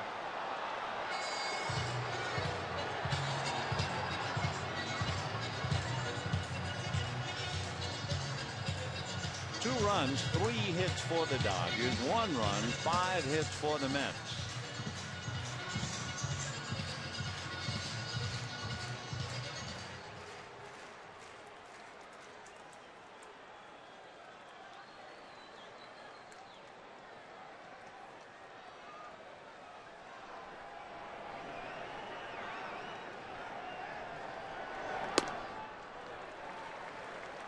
2-2. Dodgers came home having won 4 out of 5. However, they have lost 3 of the last 4 they played here at Dodger Stadium. The Mets, meanwhile, have beaten the Dodgers last year 4 of the last 5 meetings. Time.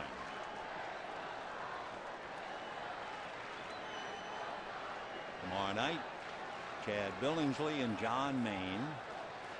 Final game of the series, maybe Eric Stoltz against Livan Hernandez.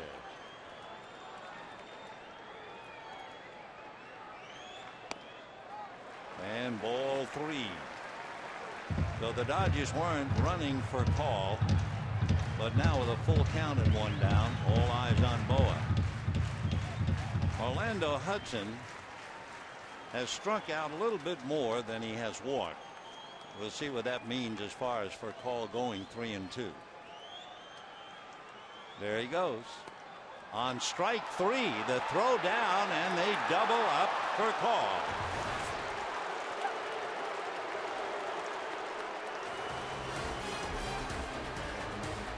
So the Dodgers run out on the strikeout. Hudson thought the pitch was low, and the tag made by Castillo, and it's 2-1 Dodgers.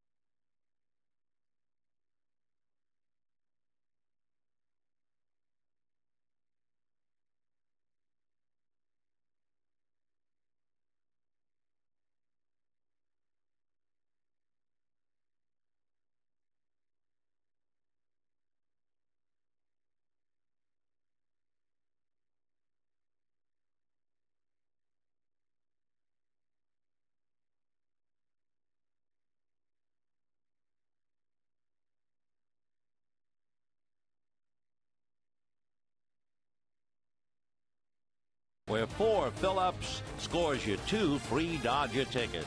Complete rules available at participating 76 stations. So far, Randy Wolf has gotten 8 ground balls and 11 fly balls. However, that's not enough of the story. What's interesting is almost all the fly balls have come in the last few innings. Does that mean that his pitches are starting to come up and he is tiring? Well, he's made 91 pitches so far. He's had only 1 inning where he made more than 20, and that was back in the 5th. So we'll see as he sets sails in the 8th. And this is Pagan, Castillo, and then Beltran. 2-1 Dodgers in the 8th. Ball 1. Now that's a miss. He has not done that. With 19 of 25, he had a first pitch strike.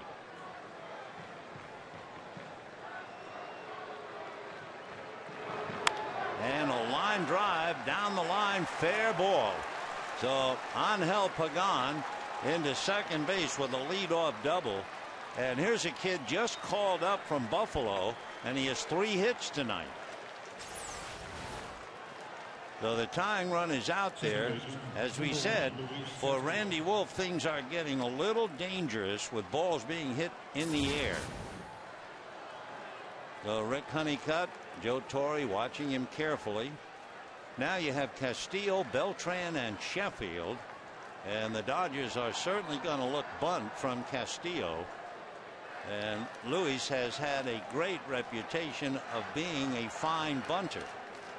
So let's see what they have him doing here.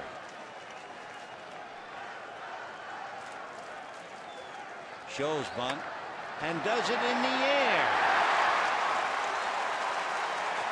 Everything the Mets do, they come up short. That's got to hurt Jerry Manuel.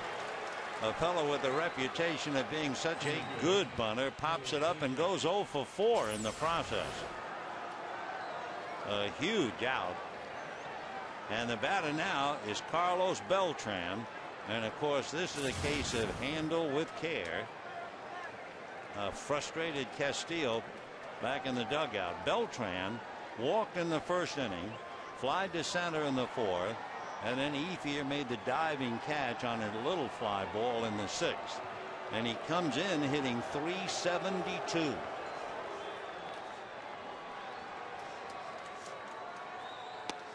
And ball one.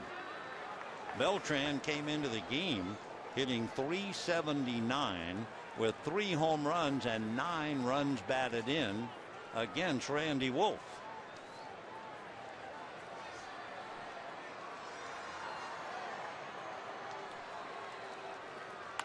Ground ball back at third. Nice pick by Juan Castro. Throw in the dirt. Good dugout by James Loney. So the Dodger defense is supporting Randy Wolf, and now he might have gone as far as he can go. Castro saving an extra base hit. That could have gone down the line. And Joe Torre going out. Corey Wade is in the bullpen. And that will do it for Randy Wolf. And for Randy, boy, what support he got tonight, as well as pitching a fine game himself. But Corey Wade is going to come in, and they're asking Corey to get Gary Sheffield. Nice assignment.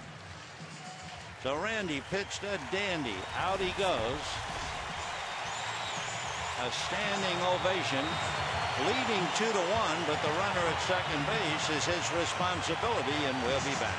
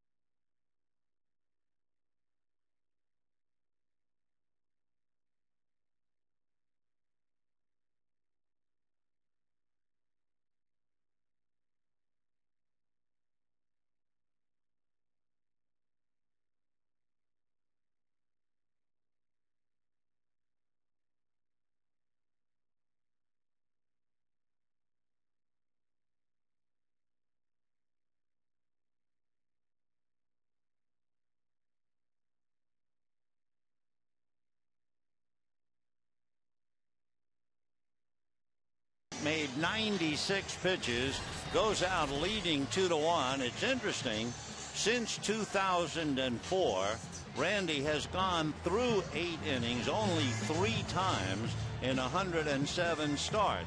Well, he got 2 outs in the 8th inning before coming out, and the huge play, when you think about it, was Castillo popping up the bunt. If Castillo gets the bunt down, Pagan is over at third. The Dodger infield plays up, and that ball hit by Beltran probably would have gone by Juan Castro for an extra base hit. But because Castro failed to do it, the Dodgers are still leading 2-1. Big play on a tiny play, the bunt. But here is Sheffield. Breaking ball, ball one. Quite a challenge. Young Corey Wade battling Gary Sheffield.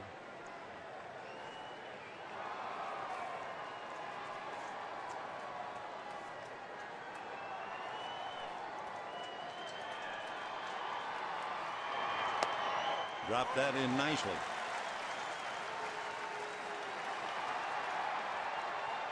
Gary Sheffield started to play professionally 23 years ago. He was a #1 pick by the Milwaukee Brewers out of Hillsborough High School, trying to pick up Angel Pagan now. Foul ball. He was the batting champion in 1992 and he hit .330. He's hit as many as 43 home runs in his career. He has over 501 now. 1-2.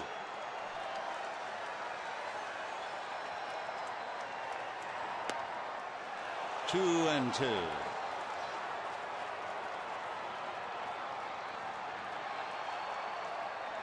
Tell you what kind of a hitter Sheffield was even as a kid. In his entire senior year of high school baseball, he never struck out. Little ground ball to the hole. Hudson's running it down. The play will be at the plate. He is in there. What a base hit. After all the line drives, after all the diving catches by the outfielders, a little squibber that just barely got to the grass in the outfield, and the Mets have tied it up. Angel Pagan scores as Sheffield squirts him home.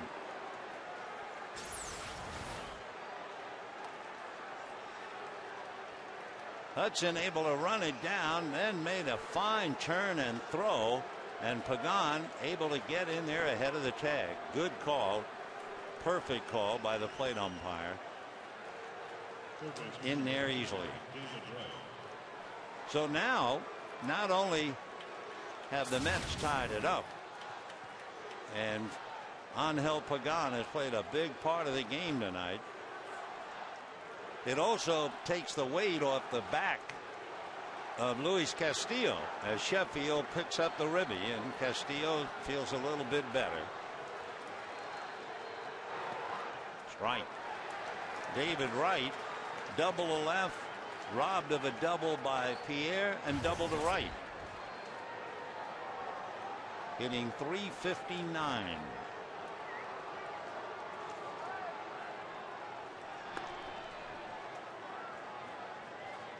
Wright has had just one at bat last year against Corey Wade, and he struck out. So for Randy Wolf, 96 pitches later, no decision.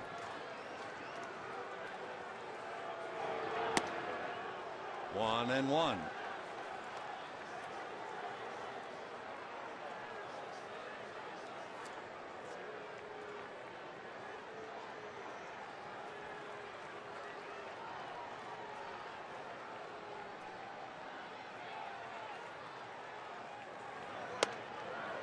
And ball two. 2-1 to David Wright. Wright means so much to the Mets. He has struck out about twice as many times as he has walked. That's a strike.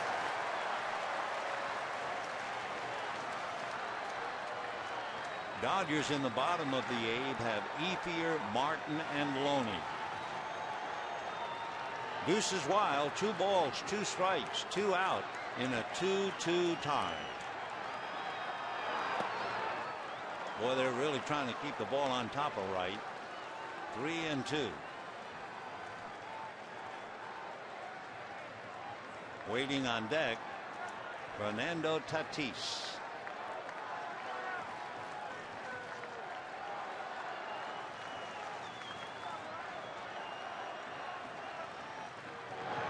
Runner going, and it's ball 4. So first and second as Wade gives up that little squib single and a walk, and the batter Fernando Tatis grounded to second and twice lined out to Orlando Hudson. So he's played pepper with Hudson all night.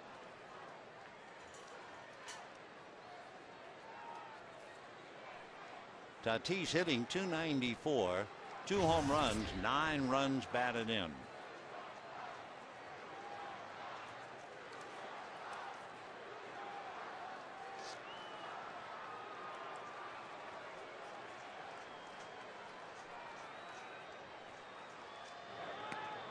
Slow freight in for a strike.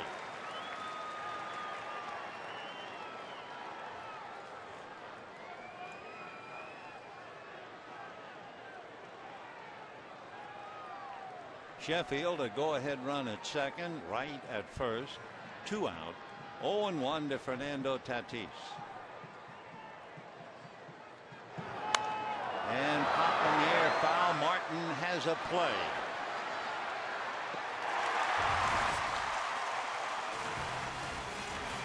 So Fernando Tatis goes 0 for 4. However, the Mets squeeze the run in on that dribbler by Sheffield. We have a 2-2 tie.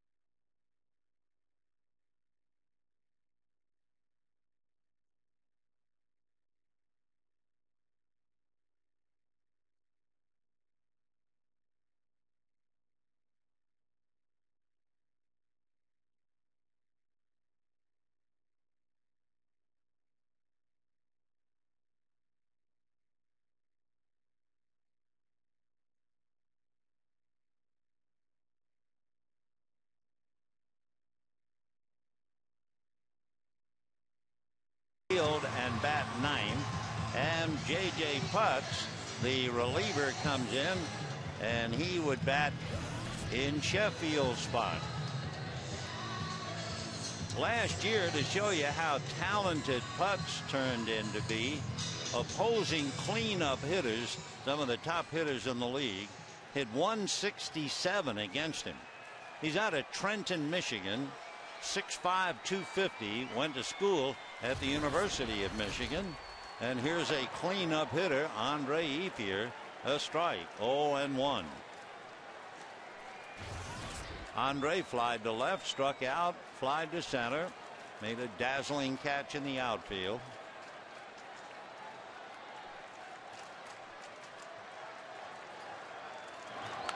Foul back, 0-2.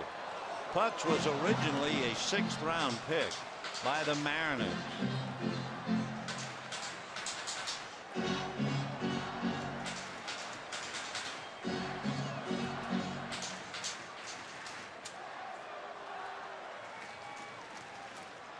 Putz was a catcher until junior year in high school.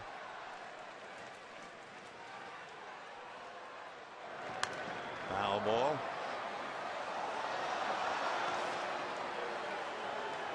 Having gone to the University of Michigan, people would ask Putz about Tom Brady because Brady lived in his dorm. But typical, he said, Brady was pretty low-key, just watching football film all the time. 0-2. High fly ball into shallow right, and it'll be Castillo.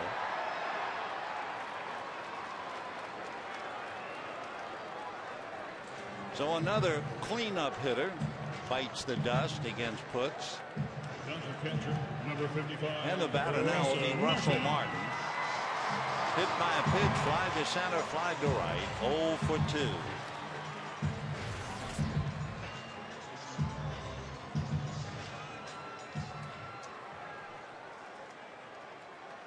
Pretty strong bullpen when you have Putz, and at the same time you have Francisco Rodriguez, who's the closer.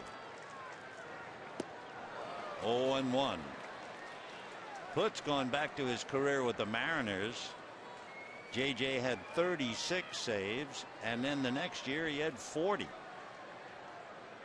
Then last year he had 15. Now kind of the setup man for Rodriguez. 0-1. 0-2.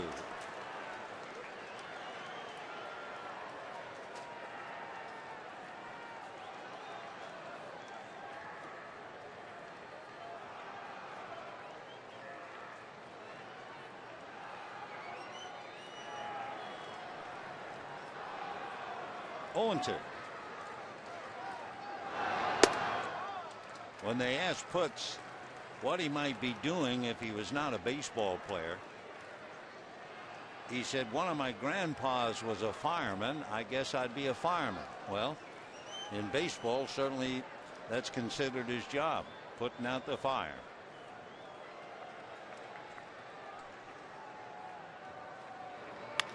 Ground foul right into the Dodger dugout.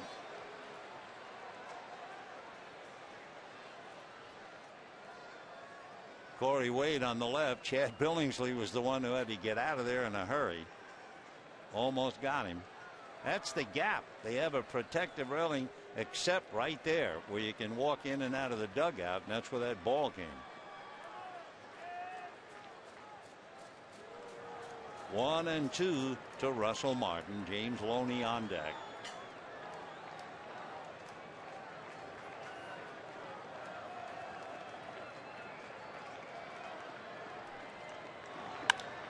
Ground ball, big hop, and an even bigger throw. So Ramon Martinez, who made an error earlier, throws one high, his second error of the night. Dodgers get a big break. They have a runner at first with one out, and the batter will be James Loney.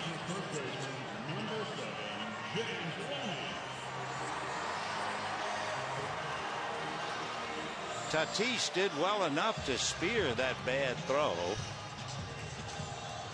and Martin did not make a turn. Meanwhile, Jose Reyes sits in the dugout, and of course they played Fernando Tatis at short the other day. Tatis had not played shortstop in 11 years. That's how badly they need Reyes.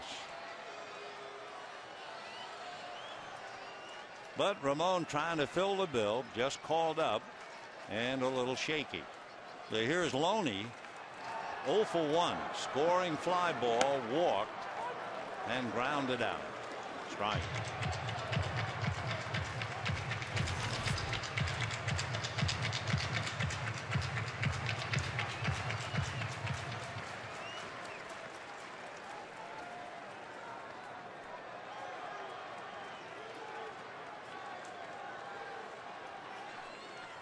Oh, and 1.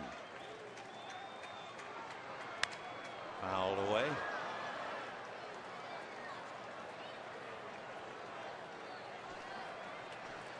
When Putz is out there on the mound, you know you're going to get fastballs and sliders, but he also has a curve, a changeup, and he added a splitter about 4 or 5 years ago.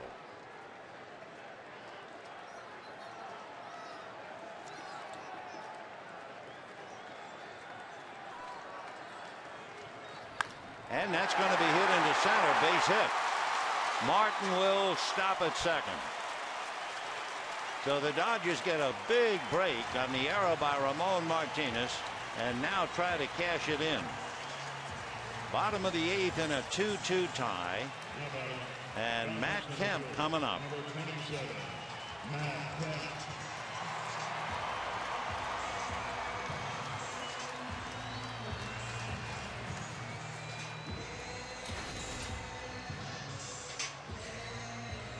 Matt Kemp grounded to third, reached on the error by Martinez, and flied to center.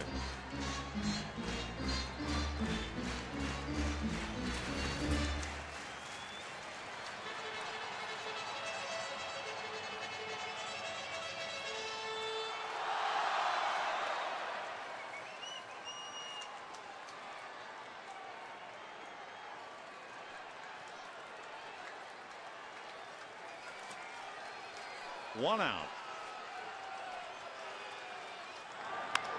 Crack bat, little ground ball to Martinez. They get one.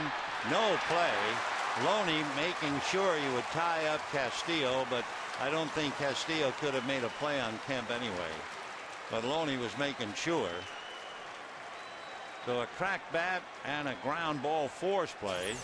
First and third, 2 out. Juan Castro is due up, and Mark Loretta will now come up and bat for Castro.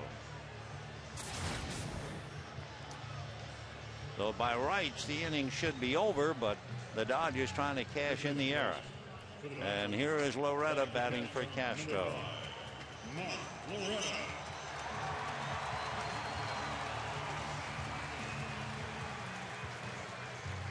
Mark Loretta was 4 for 8 on the road trip in 19 pinch hit appearances so far this year. He is 8 for 15. That would be a .533 batting average with 4 walks. And in those 19 pinch hitting appearances, he has struck out only once. And he leads the majors with the 8 pinch hits. So first and third, 2 out. 2-2, bottom of the 8th. Loretta overall batting .368. And a strike.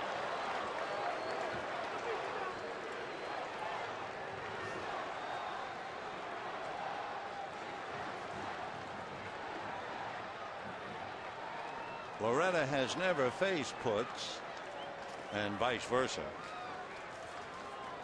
A lot of pressure on Castro, of course, with a runner at third. Fouled away. 0-2.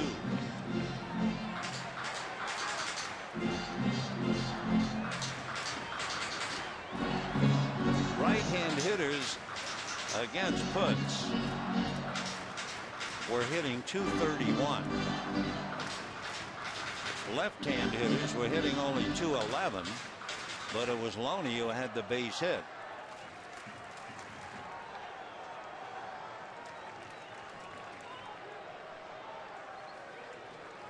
Another thing we usually do with a pitcher, he has one wild pitch.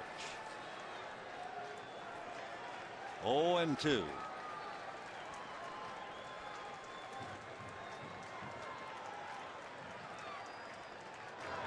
Fastball popped up. It will be Martinez. And here comes Beltran, but it's Martinez. So Ramon is off the hook despite the error.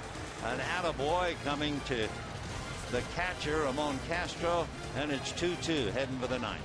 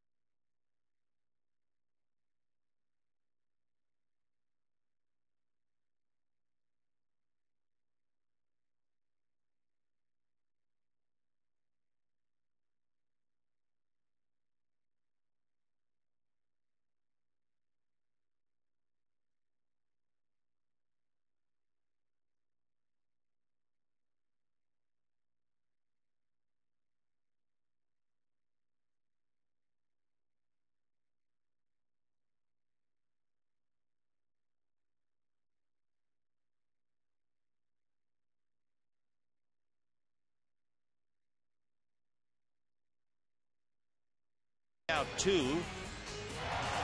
Made 96 pitches, had 3 innings in a row where he made only 10 pitches. He had another inning for 11. He had another one for 12. So of the 8 innings, really, he only struggled once. And he goes out 2-2, being tied up on that little roller by Gary Sheffield. So now, in the 9th inning, Mark Loretta, the batted for Castro, stays in at third base, and Jonathan Broxton will take over on the mound. So it could be, we were talking about this game having a playoff flavor. We might very well see 2 of the tougher closers in the game. I mean, you have Broxton with 9 saves, and you have Rodriguez, who is playing catch in the bullpen, with 11 saves, and they could go head to head here. Meanwhile, Ramon Martinez will start it off, and of course, you know how badly he liked to do something after 2 errors. That's right. Martinez grounded to short, twice flied to center, 0 for 3.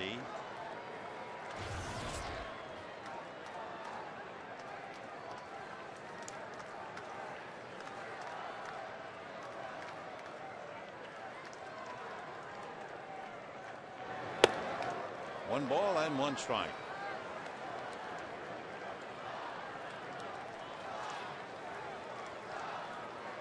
Big Broxton trying to get some outs here in the bottom of the Mets lineup.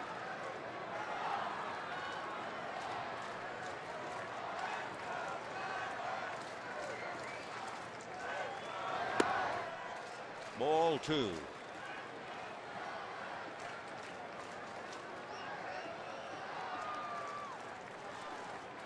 Broxton with the somewhat amazing numbers, an ERA of 1.5.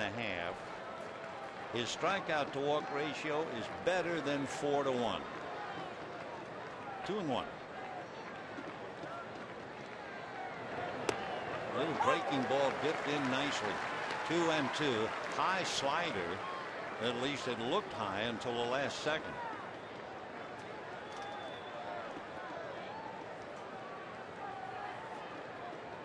Ramon Martinez, the former Dodger, just called up and to play at Dodger Stadium. And squirts a little one to Loney. 1 away. Ramon played here in 2006 and 7. Catcher, number 11. And now comes back up from Buffalo to play tonight.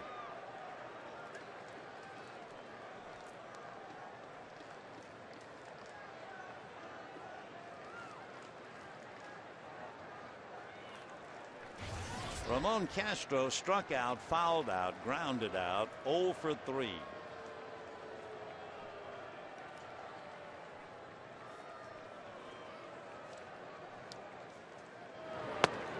That's a strike.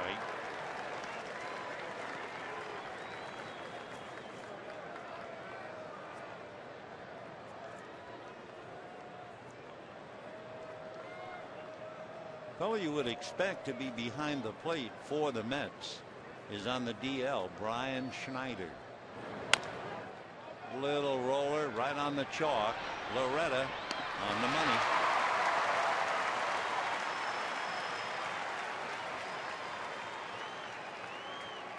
So Ryan Church, who is batting 9th in the lineup, coming up now, taking over in right field for Gary Sheffield.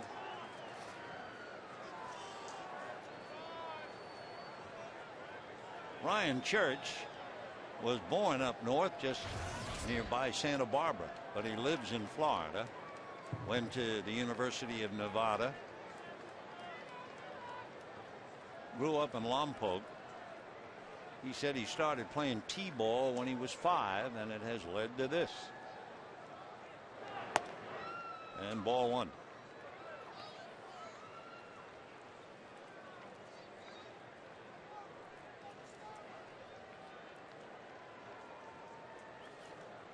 Originally signed by the Indians and Ryan would be the first to say he was kind of lost in the shuffle in the Cleveland organization.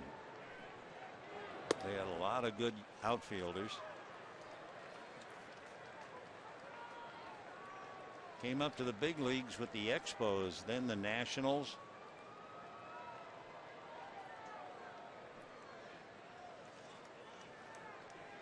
Sending up a left-hander to bat against Broxton is really chasing the odds.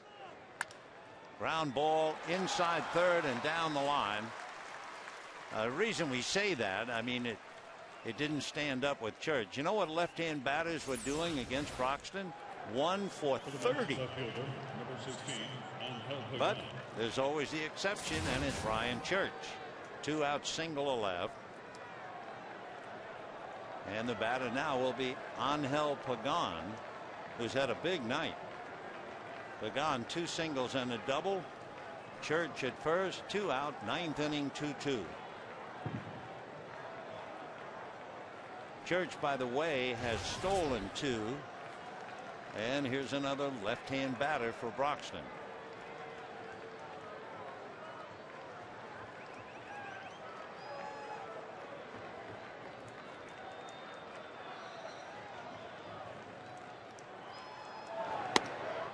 And a strike. 0-1.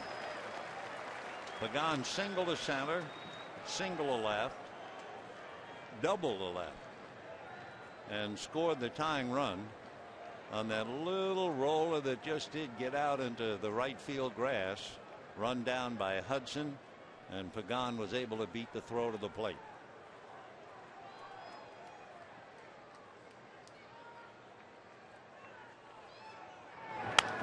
Fouled away. 0-2 the count.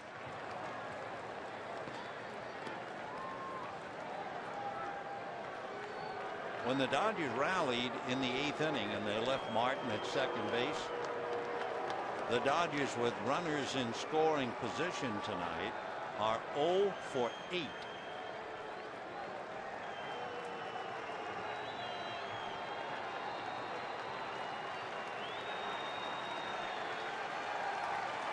Two-two, 9th inning, 2 out, 0-2 the count to Angel Pagan.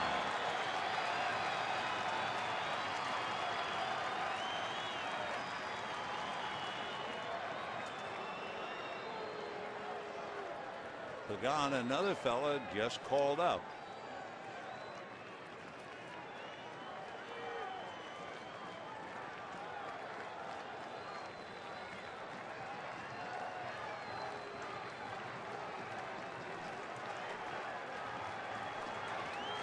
Oh, and 2. Whoa. He's back. That was a purpose pitch on 2 counts. They wanted to drive the hitter out of there and give Martin a shot. That's how close it was. The umpire really couldn't see the tag. I mean, see where the umpire is and look at where the hand appears to have hit him in the fanny. But Dale Scott, the crew chief, right there to call it. It was close. 1-2 the count.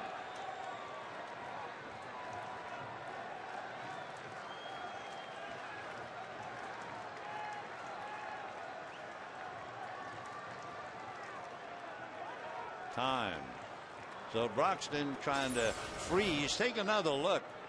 He's not on the bag there, and it looks like the back of the hand has gotten him. But again, the umpire couldn't see that tag anyway.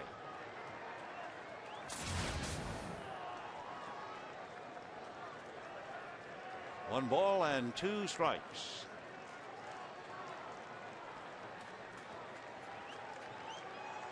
There goes the runner, and it's missed at the plate.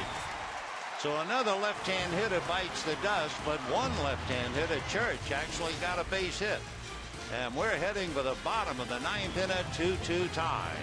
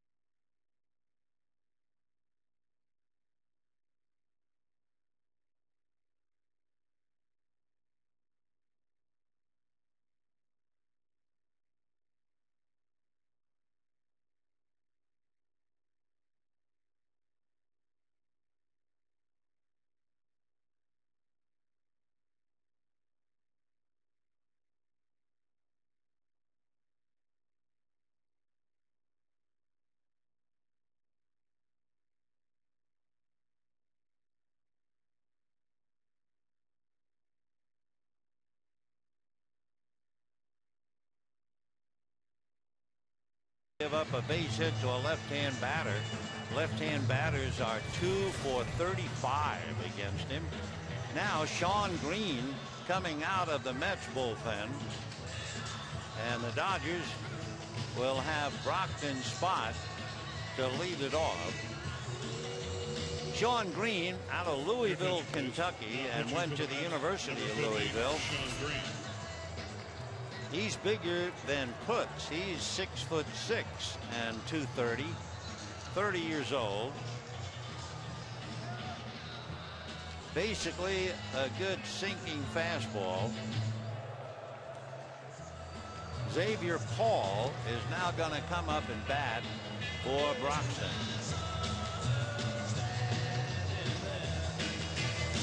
So Xavier Paul, who hit his first major league home run on the road trip, he was just recently called up from Albuquerque out of Slidell, Louisiana. Pinch hitting for the Dodgers, number 3. Facing Xavier Sean Paul. Green out of Louisville. And ball 1.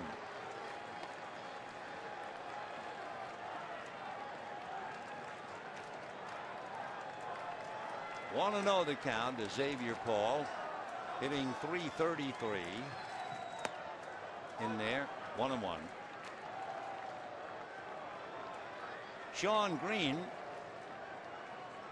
in the Rockies organization, but eventually got into the Mariners and kept taking a shuttle back and forth from Tacoma.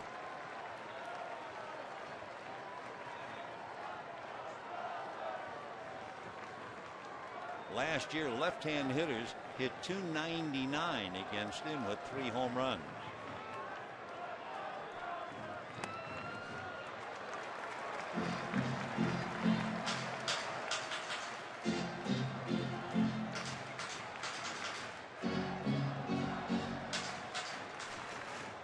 Three and one. Juan Pierre waiting on deck. Breaking ball strike, 3-2.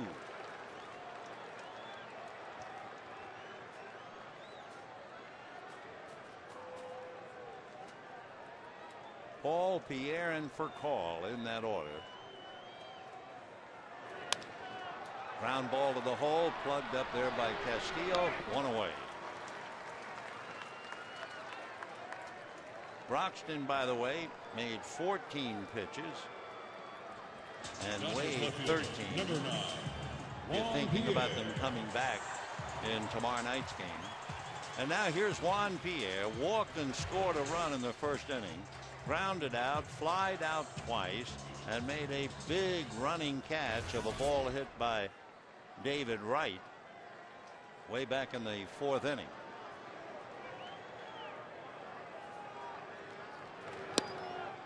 Ball 1. Pierre batting .403.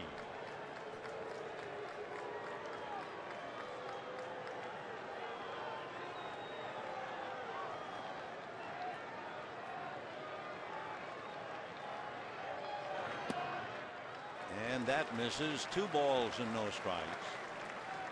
Well, Green had a 3-ball count on Xavier Paul.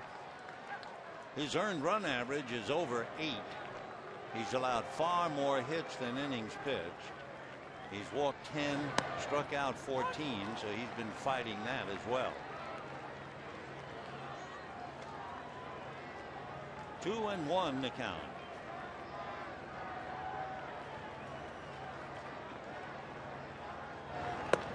And ball 3, so another 3-ball count. Waiting his turn on deck, Rafael Furcal, who is 2 for 4.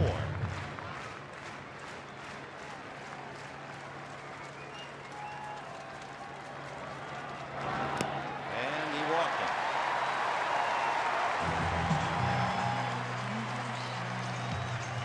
So Jerry Manuel sees his reliever with an earned run average of 8 walk a guy who can steal bases.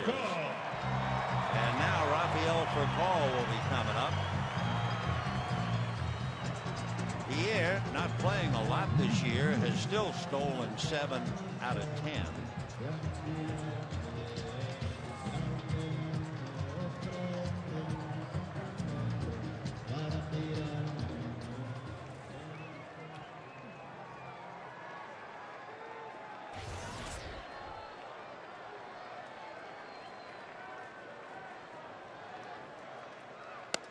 and a strike.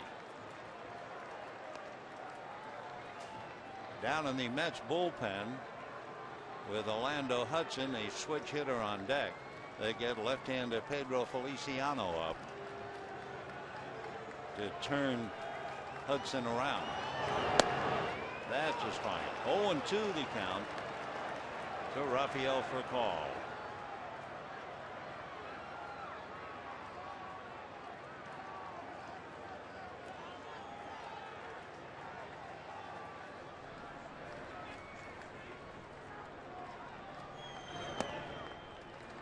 That sinker, he tries to keep that ball down.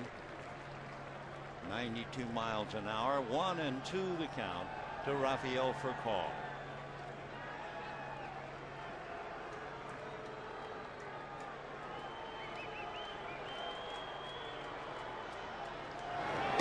Breaking ball. Whoa. Furcal quit on that breaking ball, and it darted in nicely to nail him. A big pitch. Watch the action on this thing. It's up there, and then it's down there. So Green comes up with a big strikeout, and now here's Orlando Hudson. Fielder's choice in a walk, singled and struck out. Redding, Parnell, Putz, and Green. Wolf, Wade, and Broxton. Check swing, little number, trouble. Green picks it, throws it wildly off the glove of Castillo, and all the way to third goes Pierre. It's been a definite difference between the two teams. The Dodgers have made some wonderful defensive plays, and the Mets have been shaky to say the least. And Green wasn't in the neighborhood with that throw, and if Castillo doesn't get over there, Pierre might very well have scored. So the Dodgers first and third, 2 out. You have the left-hand hitting Ethier, and you have the left-hand pitcher Pedro Feliciano, and Feliciano will be coming in. And the old song from Sesame Street, it's not easy being green. We'll be back.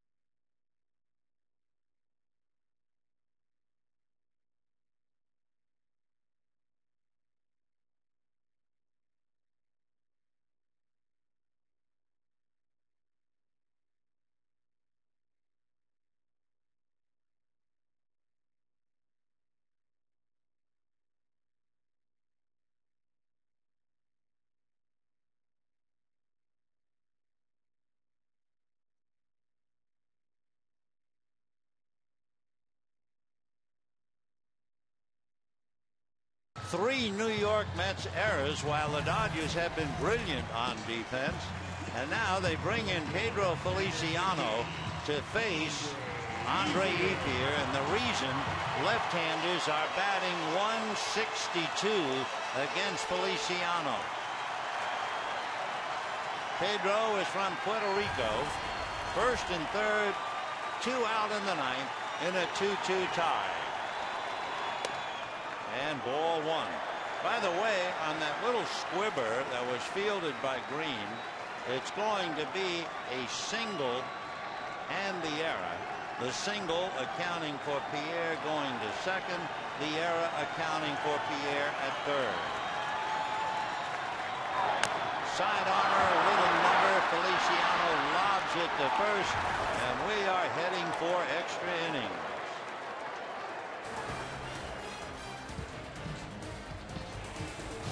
At the end of 9, a 2-2 tie.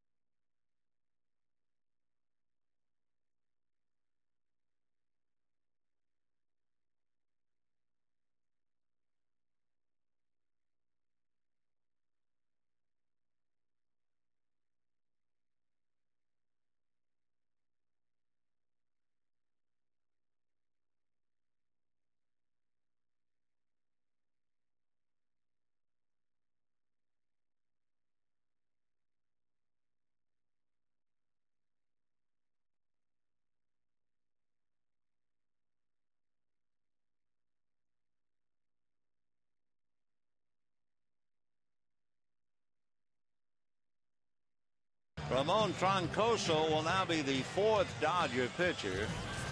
The Dodgers scored 2 runs in the first inning on 1 hit. If you weren't with us, Pierre walked. Furcal singled him to third. Hudson hit a ground ball to first base, and Pierre scored. Later on, Loney hit a fly ball, and the Dodgers had their 2.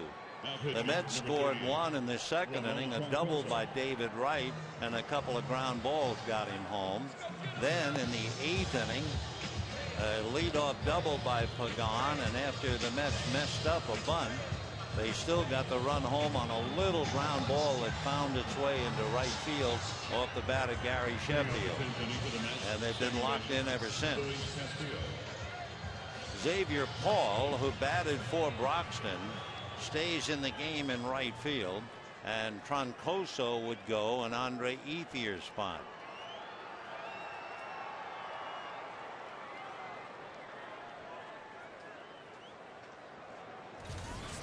So Sheffield went out for Church. Ethier goes out for Paul. And now Louis Castillo. 0 for 4, and a very upset 0 for 4, I'm sure. Grounded into a double play in the first inning and popped the bunt up in the 8th. And now leading off in the 10th. Ball 1. Dodgers look bunt. He's got the reputation of being a terrific bunter. Loretta and Loney are up, and Hudson is ready to charge.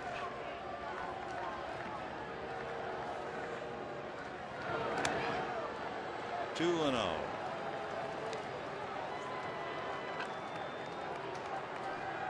For Ramon Troncoso, this is his first experience against the Mets.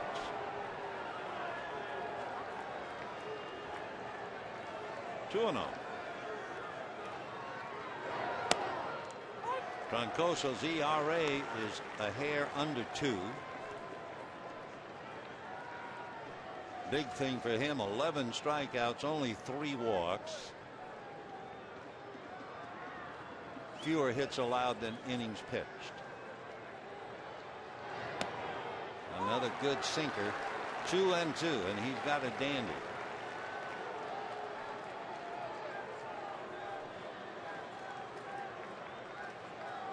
Top of the 10th.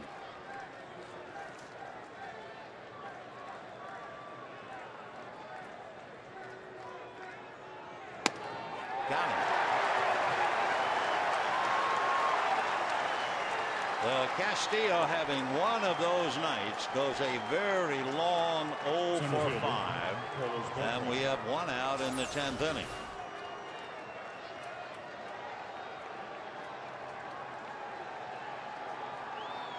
Now the batter is Carlos Beltran.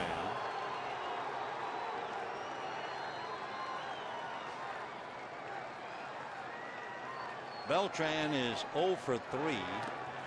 And that's ball 1. This is the 4th extra inning game for the Mets. They are 1-2. For the Dodgers, this is their 4th. They're 2-1. Beltran is 0 for 3. Remember, he has a 22-game hitting streak on the road and a regular 11-game hitting streak.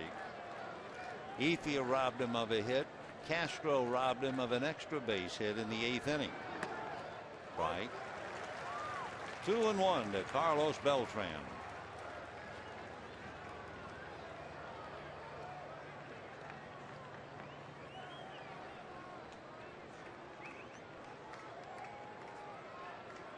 Time. When the Dodgers come up in the bottom of the 10th, Martin, Loney, and Kemp. If anybody gets on, Loretta. Ground ball to Loretta.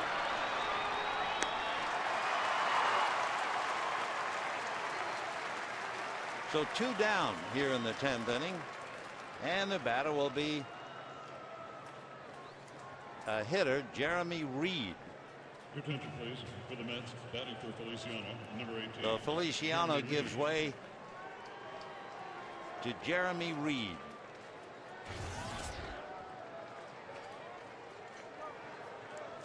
Reed hitting .357. And ball 1. Jeremy Reed is from San Dimas, lives in Laverne, went to Long Beach State. He and Bobby Crosby were college teammates at Long Beach State. Shot up the middle. So Jeremy off the bench bangs one to center. That extends the inning and brings up David Wright. So that had to feel good coming back to Los Angeles and coming off the bench to get a base hit. Here's David Wright, who has 2 doubles. Juan Pierre took another double away from him, and he walked.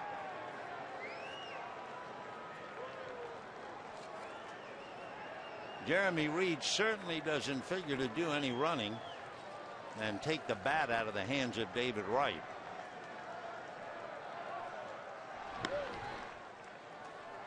Reed is not involved in a stolen base. Stolen 2 bases in 2 years, and of course Wright can change the game all by himself.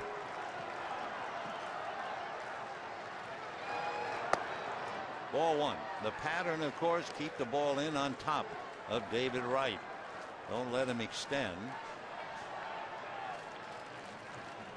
With everybody pitching him inside, he's been hit by pitch only once.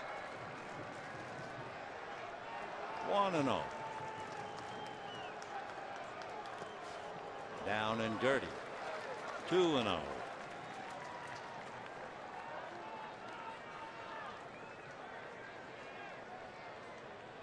Ramon Troncoso, the 4th Dodger pitcher. Wolf, Wade, Broxton, and Ramon.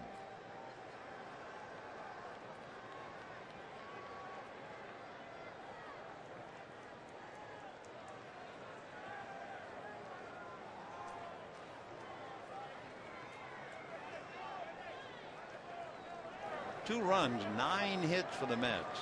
2 runs, 5 hits for the Dodgers. The Mets have made 3 errors. Dodgers have made at least 4 very good plays.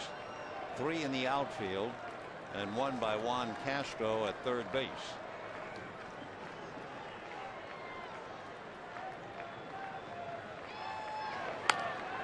Fighting that sinker. 2-1.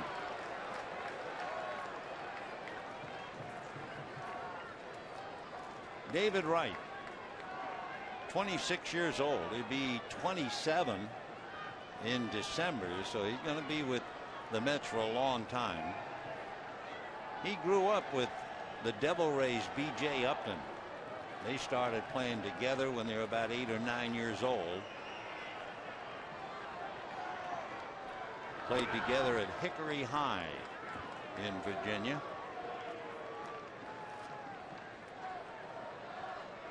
Troncoso working on Wright.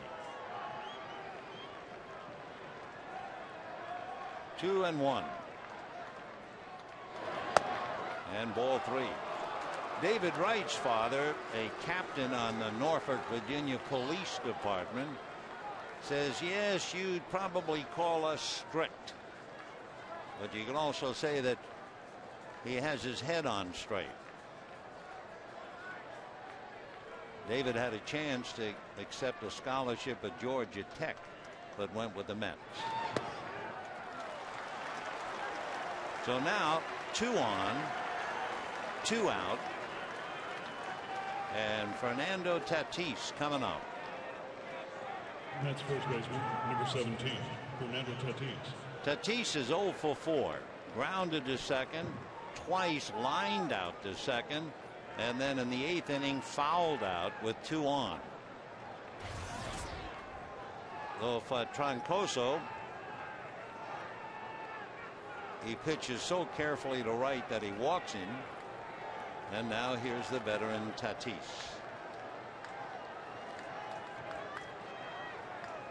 We mentioned it earlier. Again, if the name is familiar, but you're not quite sure why. Back in 1999, he hit 2 Grand Slam home runs in 1 inning here against Chan Ho Park.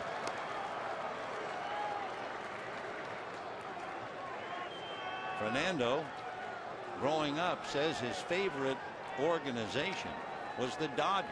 He wanted to sign with the Dodgers bad, but he went with the Rangers. He's from San Pedro de Macorís in the Dominican. Pedro Guerrero was from San Pedro, so I'm sure a lot of the kids watching him come, they wanted to follow in his footsteps. Tatis, 34 years old. 2 on, 2 out, 2-2, and ball 2.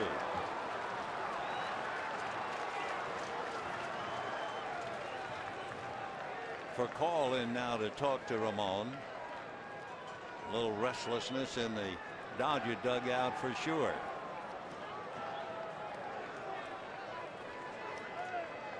And Honeycutt going out to try to solve the mystery. Troncoso's from the Dominican. Rafael Furcal is from the Dominican. So a lot of these fellas know each other long before they got to the big leagues. Fernando Tatis is from the Dominican.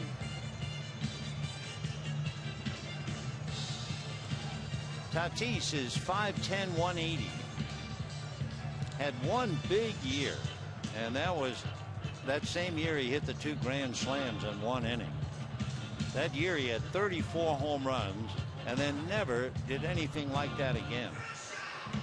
It wasn't that he's not a bad ball player, but he just could not reach those heights. 34 home runs, 107 runs batted in. I mean, imagine 8 RBIs in 1 inning. Well, he's got 2 on now, and it's a little ground ball to Hudson. That'll be that. So Tatis goes 0 for 5 without hitting a ball out of the infield. The Mets leave 2, and it's still 2-2.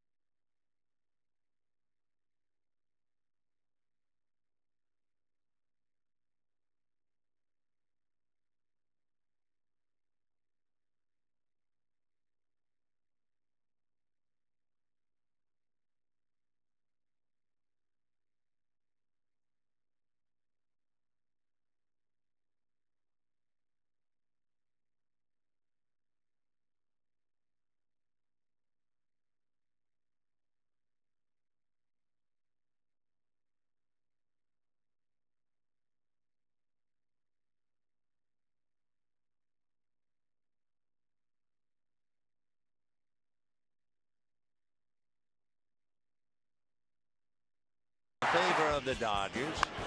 Later on, Loney hits a fly ball. Another close play at the plate, and Furcal is able to get in there for the Dodger two.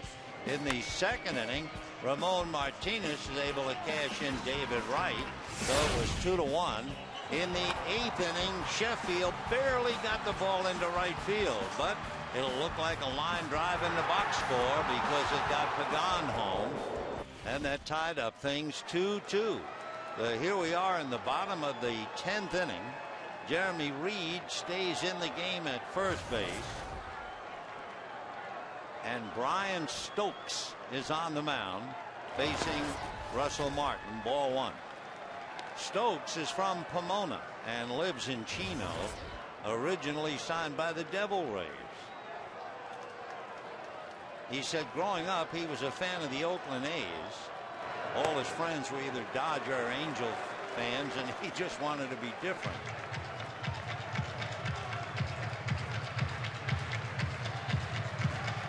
Ryan is 6'1", 195, and will be 30 in September.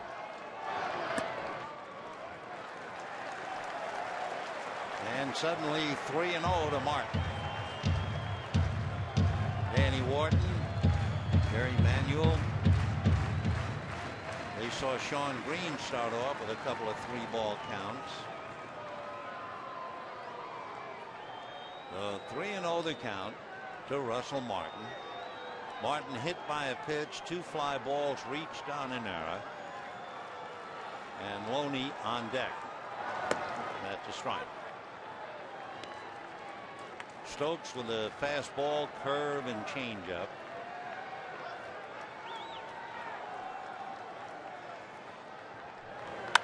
And a fly ball to right field on its course, and Ryan Church to catch up to it. Nice play, because he was certainly shading Martin towards right center.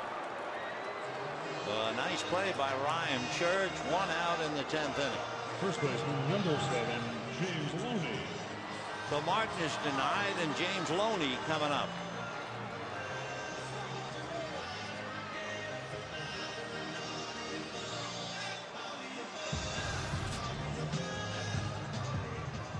Loney had a scoring fly ball, grounded to short, walked and stole a base, and singled to center. And a strike. 6 years ago in August, Brian Stokes joined a long list of professional pitchers. He had Tommy John surgery. That's lifted to left field. Pagan is there. So 2 down in the 10th inning, and the batter will be Matt Kemp. Center fielder, number 27. Boy, when you think of Dr. Frank Jobe and his first surgery on Tommy John, and I remember they asked Dr. Frank, how did the surgery go? And he said, I think it went fine, but I'd never done it before. And now, over the years, all of the young players whose careers have been saved by the same surgery. Al Ball. I know a couple of years ago there were 75 different pitchers who had come up to the big leagues. Some stayed, some went back, but there was 75 who had the Tommy John surgery.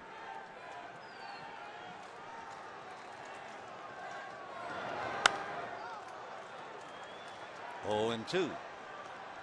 The paid attendance tonight, certainly at the start of the game, 37,136. This is Monday night. A lot of folks working in the morning, though many of them have decided we'll go on home.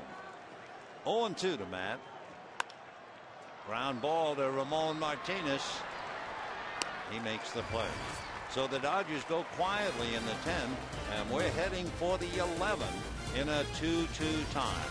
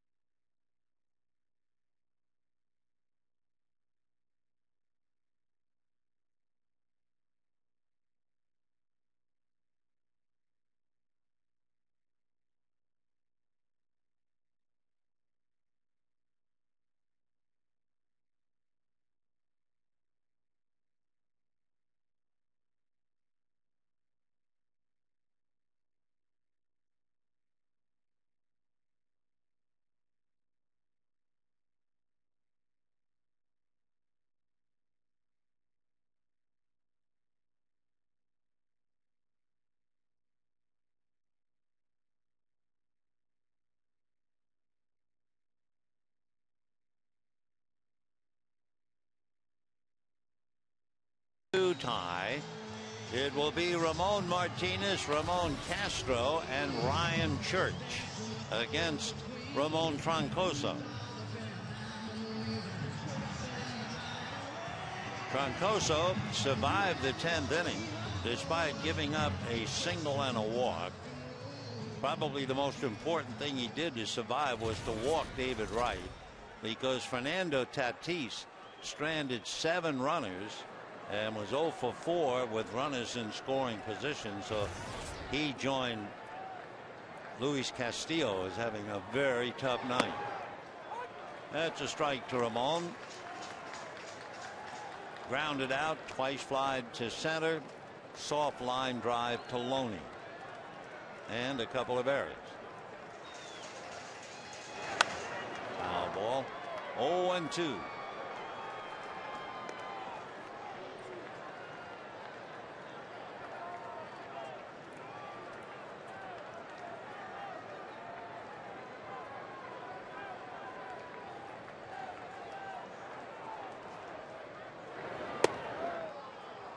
One ball and 2 strikes.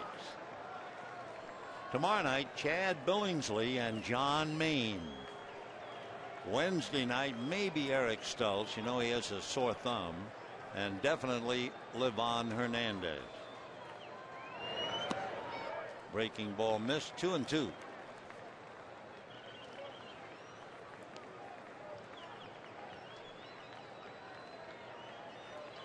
Troncoso versus Martinez.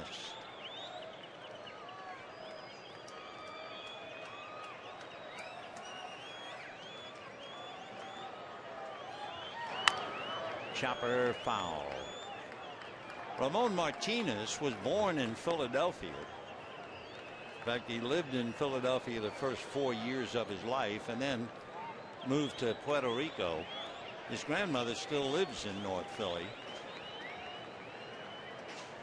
He grew up idolizing Mike Schmidt.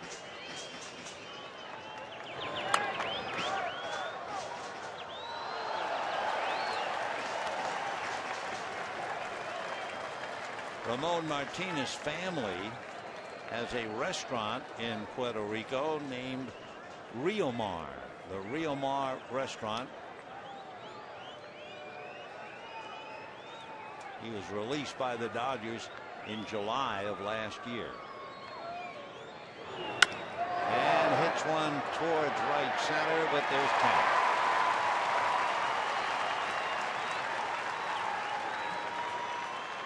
That's the 3rd time Martinez has hit a ball to Matt Kemp, and he's 0 for 5. And now Ramon Castro, the catcher. The Mets with 9 hits, committing 3 errors for 2 runs. Castro is 0 for 4.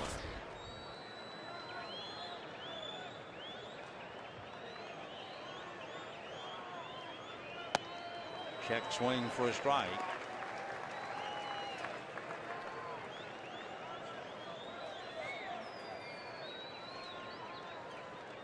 For the Mets, Pagan has 3 hits. David Wright has 2.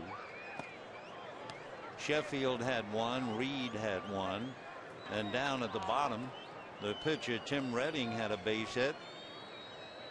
And so did Ryan Church. 9 hits, 2 runs.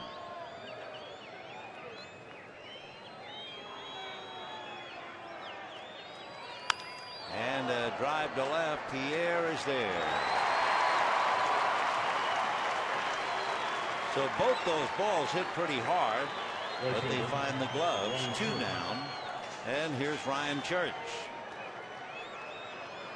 Ryan Church got a base hit against Jonathan Broxton, which certainly was against the numbers. As we mentioned, left-hand batters 1 for 33 against Broxton, and then Ryan came up and singled.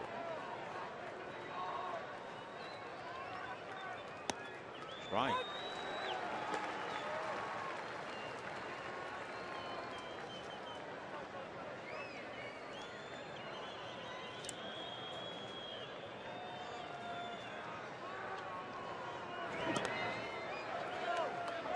1 ball and 1 strike. Third base umpire Mike DeMuro.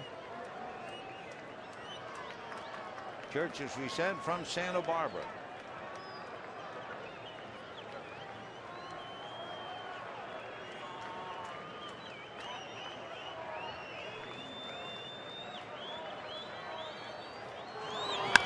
And promptly bangs it for a base hit. So he's late to the game and he's 2 for 2.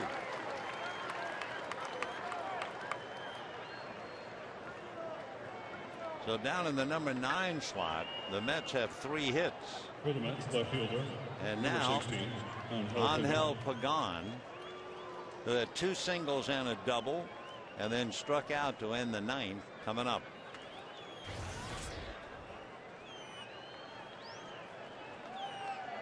Six times in his career, Pagan has had a 3-hit game.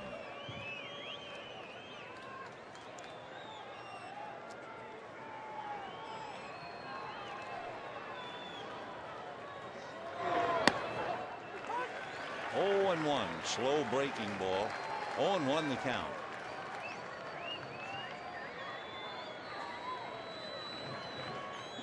The Cubs purchased Angel from the Mets a couple of years ago. Then the Mets reacquired Pagan, and then he signed a 1-year deal this January. 1-1.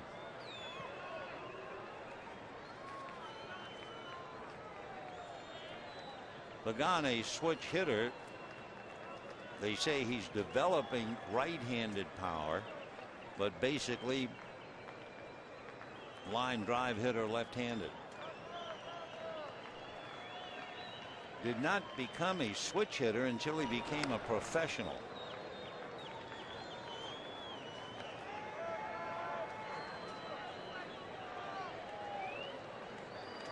Ryan Church at first with 2 out. Church has stolen 2 out of 3.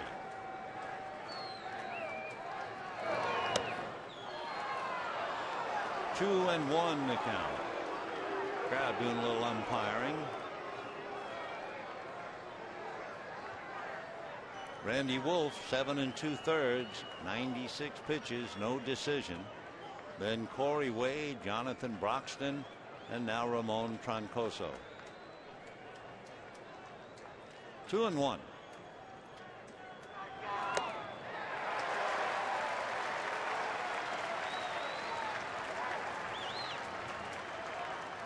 Pagan, 2 singles and a double, batting right-handed against Randy Wolf.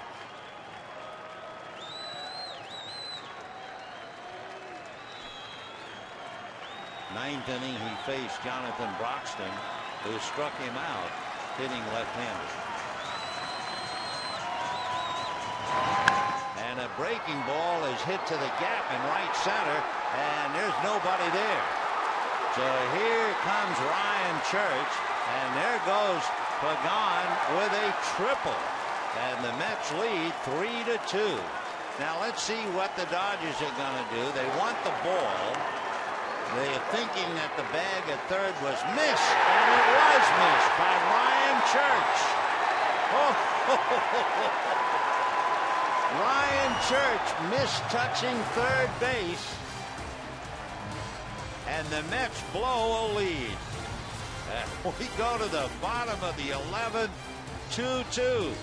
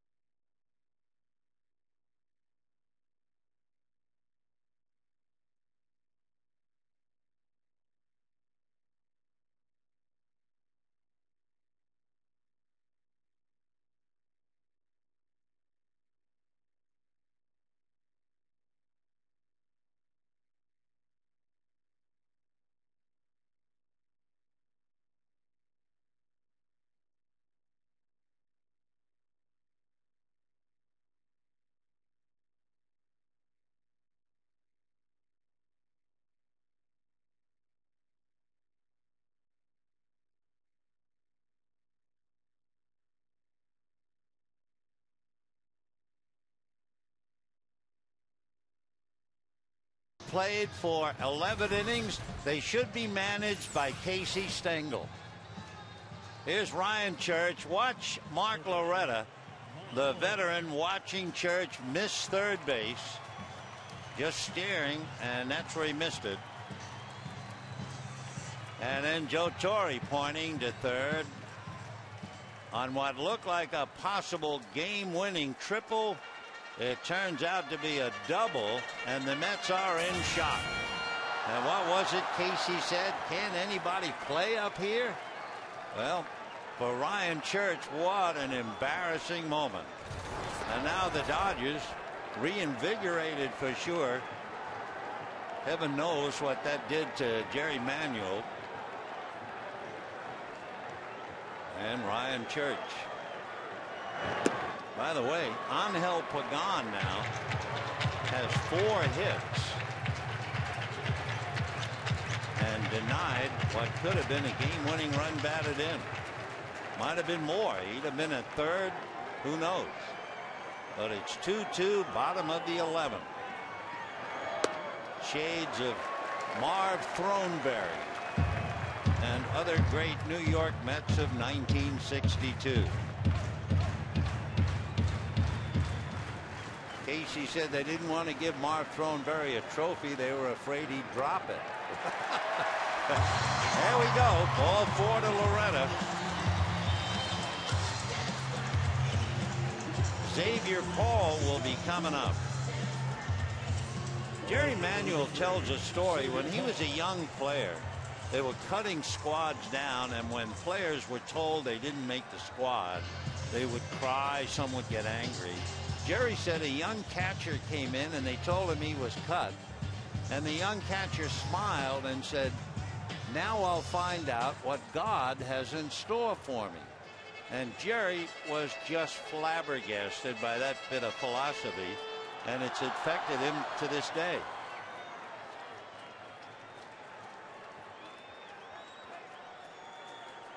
All right, Loretta at first with the walk. And here is Xavier Paul, and we'll see if the Dodgers have him bunting.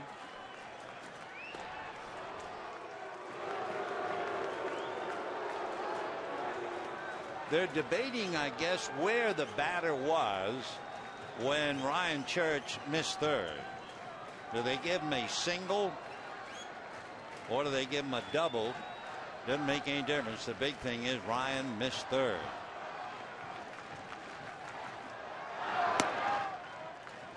Ball 1.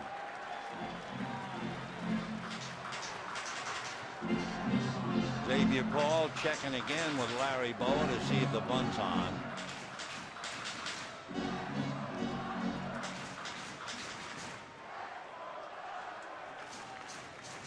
Two, bottom of the 11th.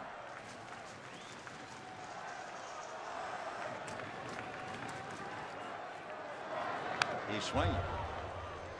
Will they take it off? 1 ball and 1 strike to count.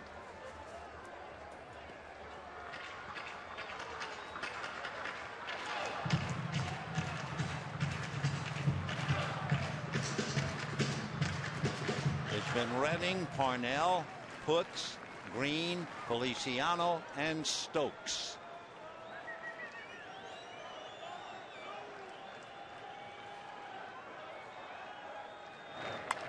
Fouled away, so with 2 strikes you have to believe the bunt is off. David Wright goes back to a normal depth. 1-2 to Xavier Paul.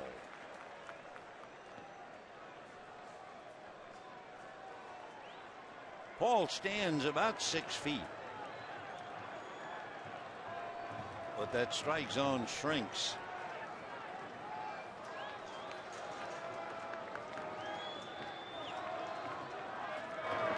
Fastball and a fly ball to left center. It will be Pagan. It gets between them. Hey, Casey, the Mets are alive and well in Los Angeles. Holy mackerel.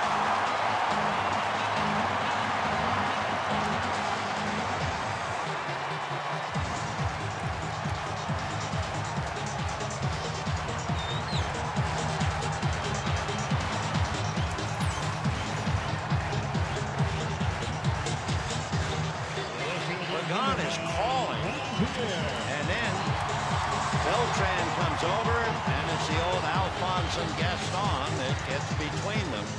Normally, with a guy like Beltran, he's the captain out there. And, of course, Pagan, a rookie, over-enthusiastic.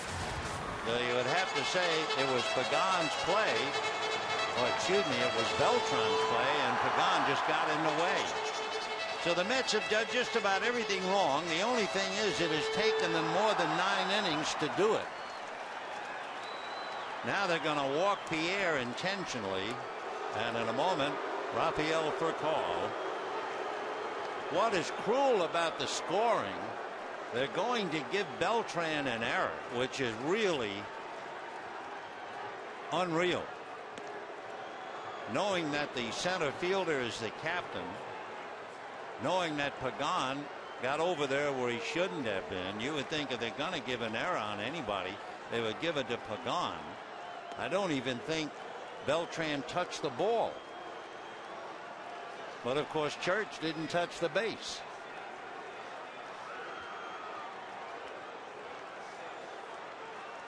So in a moment, the bases are loaded, nobody out, and Rafael Furcal will be coming up. And if you are old enough to remember the 1962 Mets, this will revive your memories.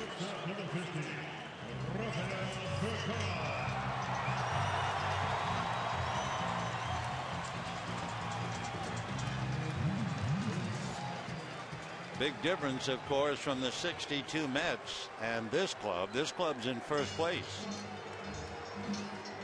2-2 in the 11th. Bases loaded, nobody out. Jerry Manuel is waving to bring his outfield up to where it looks like a softball game. Beltran, in fact, is coming all the way in.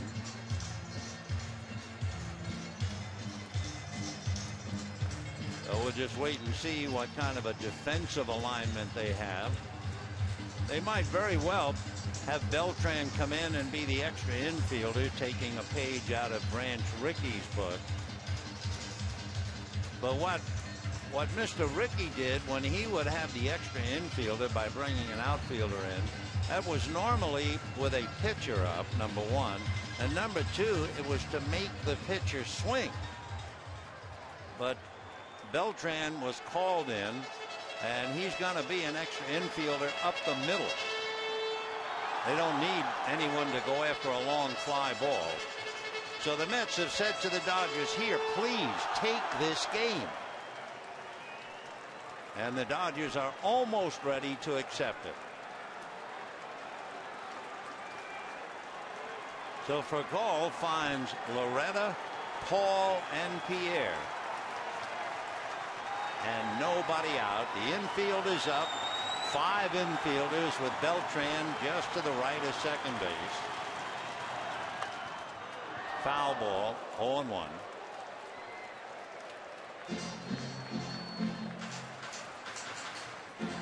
Rafael single to right and single to left. He also struck out twice and was thrown out trying to bunt his way aboard in the 3rd inning.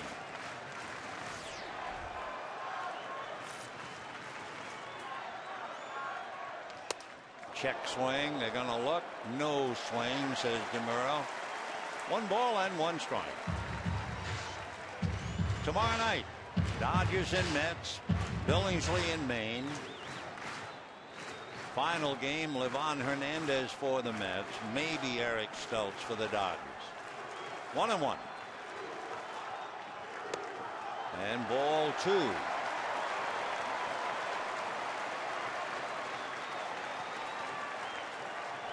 The Mets have been charged with 4 errors. They have missed third base on what would have been a go-ahead run and maybe a winning inning. That's a foul ball out of play. 2-2.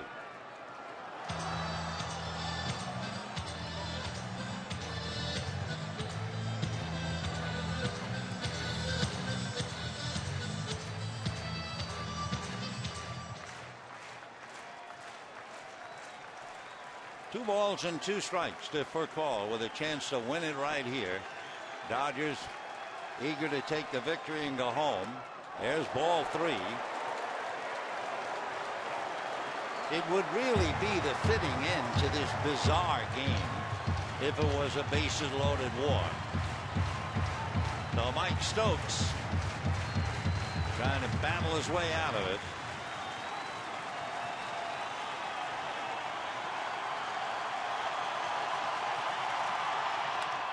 And a little fly ball to Pagan, tagging up Loretta. The catch, Mark's not going anywhere. Perfect one hopper to the plate. So Furcal can't do it. Now it's up to Orlando Hudson. Second baseman. Orlando Hudson has 2 hits tonight. Single to center. He also got a base hit when he squirted one, and the wild throw at first base. So he's 2 for 4, hitting .344. And again, the same situation. Loretta at third, Paul at second, Pierre at first. So Loretta's the man. Interesting, it was Loretta who was watching Ryan Church miss third, and now it's Loretta who could bring home the winning run. Infield up, 1 out. Ball 1. So Stokes went to a 3-ball count on Furcal. Matt Kemp kind of consoling a teammate. 1 ball and no strikes.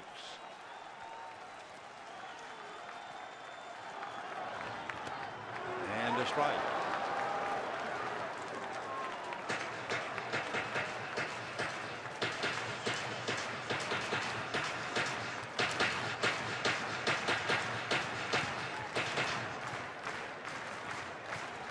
One ball and 1 strike to Orlando.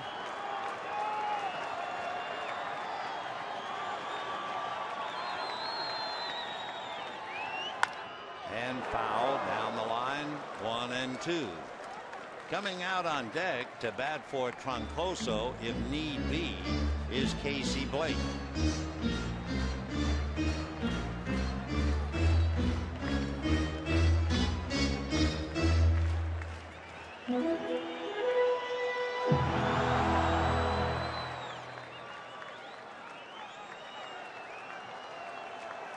One and 2.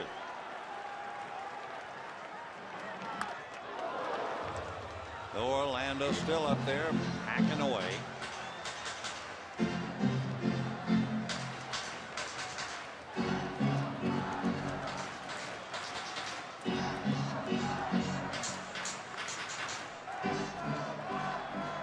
Redding, Parnell, Putz, Green, Feliciano, and Stokes.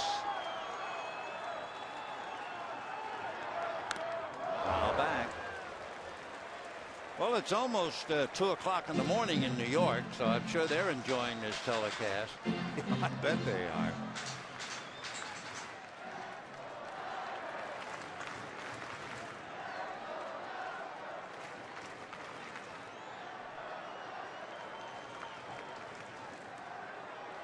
One and 2 to Orlando Hudson.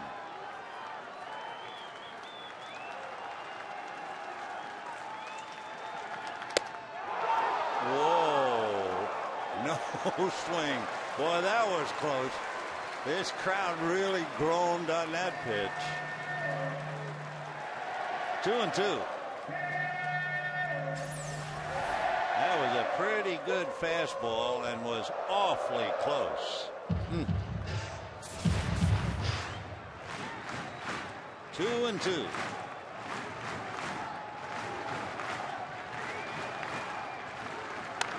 And a big bounce at the first. And they throw it away. Mark Thornberry lives again. The Mets live again. Holy mackerel. The Mets' 5th error. And this one.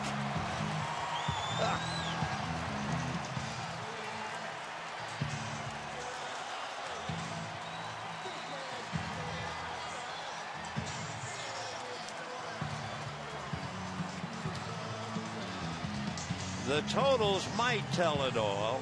The Dodgers 3 runs, 5 hits, and no errors.